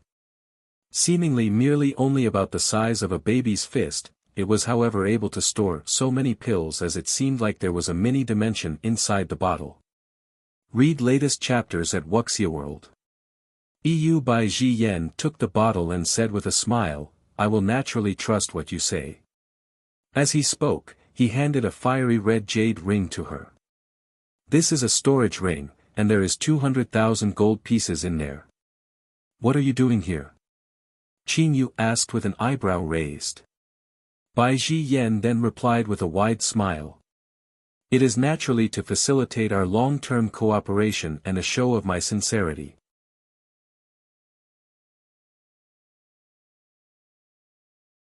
Chapter 79. 1. The mysterious Asura scene. "In that case, I will accept it then." Qin Yu did not say much but accepted the ring. Bai Ji Yan looked at her and suddenly said with a smile, "I heard that you are going to that whatever faint mist sect. How did you know? What do I not know of in these lands? Do you think my fragrance court is open for nothing?" Bai Ji Yan replied with a smug look on his face, looking like that was the most natural thing in the world. How overly confident he is. "I'll say, wouldn't it be much better if you follow us back to Cloud Heaven instead? You'll get much better resources there, so what are you going to that faint mist sect for? With your powers, do you even need to go in there to cultivate at all?" Bai Ji Yan still could not give up trying to poach her over to their side, not willing to give up on any chance he had. Hearing that, Qin Yu looked at him expressionlessly and replied, "The higher level realms are so brutal, with endless killing and chaotic fighting every day. If I go back with you people, with my current level of power, I will be sending myself to my own doom. If it wasn't for the fact that Cloud Heaven was too chaotic, would you people need to hide here and not return back there?" What a pointed and prophetic statement. This little lass mind is just too incisive and sharp. Just as they were talking, Lu Junyao then came in from outside. Detecting the strange atmosphere in the room, he could not help but raise up an eyebrow and asked in puzzlement, "What were you talking about?" Bai Ji Yan turned his head and looked at him appraisingly. "Where did you go?" Lu Junyao turned his gaze on the culprit and did not answer him but came to realize that the box of crystal buns was now empty. The expression on his face suddenly changed and he asked emotionlessly, "You ate them?" Bai Ji Yan felt that the question he asked was a little senseless, but he did not suspect anything as he replied, "That's right. I was hungry and I ate them all. Didn't Qin Yu bring it here for me?" Upon saying that, he then looking in askance towards the young lady opposite him, and the latter blinked her eyes innocently at him. "That was mine." Lu Junyao was looking at him without any emotion on his face, the expression strangely terrifying. Bai Ji Yen immediately felt that he was losing face here, and his devilishly good-looking plum blossom eyes then had flames sparking within. What? We've been brothers who went through thick and thin for so many years. Can't I even eat a couple of buns from you? It's 11 of them. Lu Junyao corrected him with a deadpan face. There were 12 in total in that box, and one had been wasted by those two earlier, with the rest now in Bai Ji Yan's tummy. In reality, it was really nothing for Bai Ji Yan to help himself to just a few buns. But as it was the first time the little fox was giving him something as a gift, though it was just a box of buns, the meaning of those buns was extraordinary. How could he allow Bai Ji Yan to eat them all just like that? Though Lu Junyao was not aware at this moment why he was even feeling happy just because Qin Yu had casually given him a box of buns. Lu Junyao. Let me tell you that I have been tolerating you for a very long time. If you continue to treat me so coldly and be so heartless, we cannot remain brothers anymore. Bai Ji Yan exploded, spitting his words out through gritted teeth. Qin Yu at the side did not know what to say. What is happening here? Turning upon each other over a box of buns? Read latest chapters at Wuxia World. EU, isn't it just too ridiculous? She looked on helplessly at the two men with swords drawn in their eyes, and she began to say, "Here. I have another box. If either of you want, just take it. I only want the previous box." Lu Junyao said stubbornly. "Sheesh. Who cares for those few measly buns of yours? Do you want me to vomit them out and return them to you?" Bai Ji Yan retorted, purposely saying it in a disgusting manner.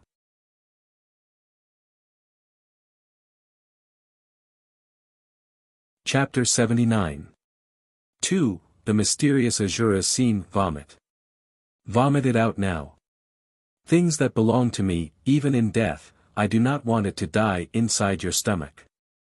What a great classic example of an idiosyncratic couple who loved and hated each other at the same time.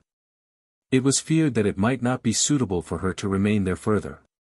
If she stayed any longer, she might find out more of the two men's love-hate relationship and would have to be silenced sooner or later. You guys can carry on. I'll make a move first. Qin Yu said indifferently, and picked up the box of buns that had been despised by the two men before she slowly walked out from there. Before she left, she saw that the few people downstairs were still deeply unconscious, all sound asleep. It was probably because the atmosphere was just too strange, as there still wasn't a single customer. What a bunch of strange and eccentric people. She had however not noticed that after she walked a good distance away, the man at the door sleeping with his eyes open and who had not shown the slightest reaction from beginning to end, suddenly swiveled his eyes as he muttered thoughtfully to himself, "Just who could this lass be? Her relationship with the Lord is definitely not ordinary. It is said that she is the Lord's benefactor who saved his life. The higher-ups have given instructions that she is a person we must not offend." The fella behind the counter was still clicking the abacus in a flurry, his head not lifting up at all as he spoke. The whole scene in there had changed so very quickly that it seemed the person who had been unconscious and snoring loudly just a moment ago was not him at all. You both know nothing at all. The man sprawled over the table had probably slept the most comfortably. He was rubbing his still groggy eyes as he wiped off the suspicious wet stains from the corner of his mouth, and he then gave a big lazy yawn. If Qin Yu had been there, she would surely have recognized that this man was the same gray-robed man who had rescued her from the barricaded spirit tower. When the two other men heard that, they quickly came awake, both of them highly taken aback. "This isn't just any ordinary benefactor, you know." His tone of voice was heavy with profound meaning. "What do you mean? You wouldn't understand even if I tell you," the gray-robed man said with contempt in his eyes, and he then gave another sleepy yawn. "Don't disturb me. Let me continue to catch up with sleep. Did this scoundrel not sleep at all in his previous life?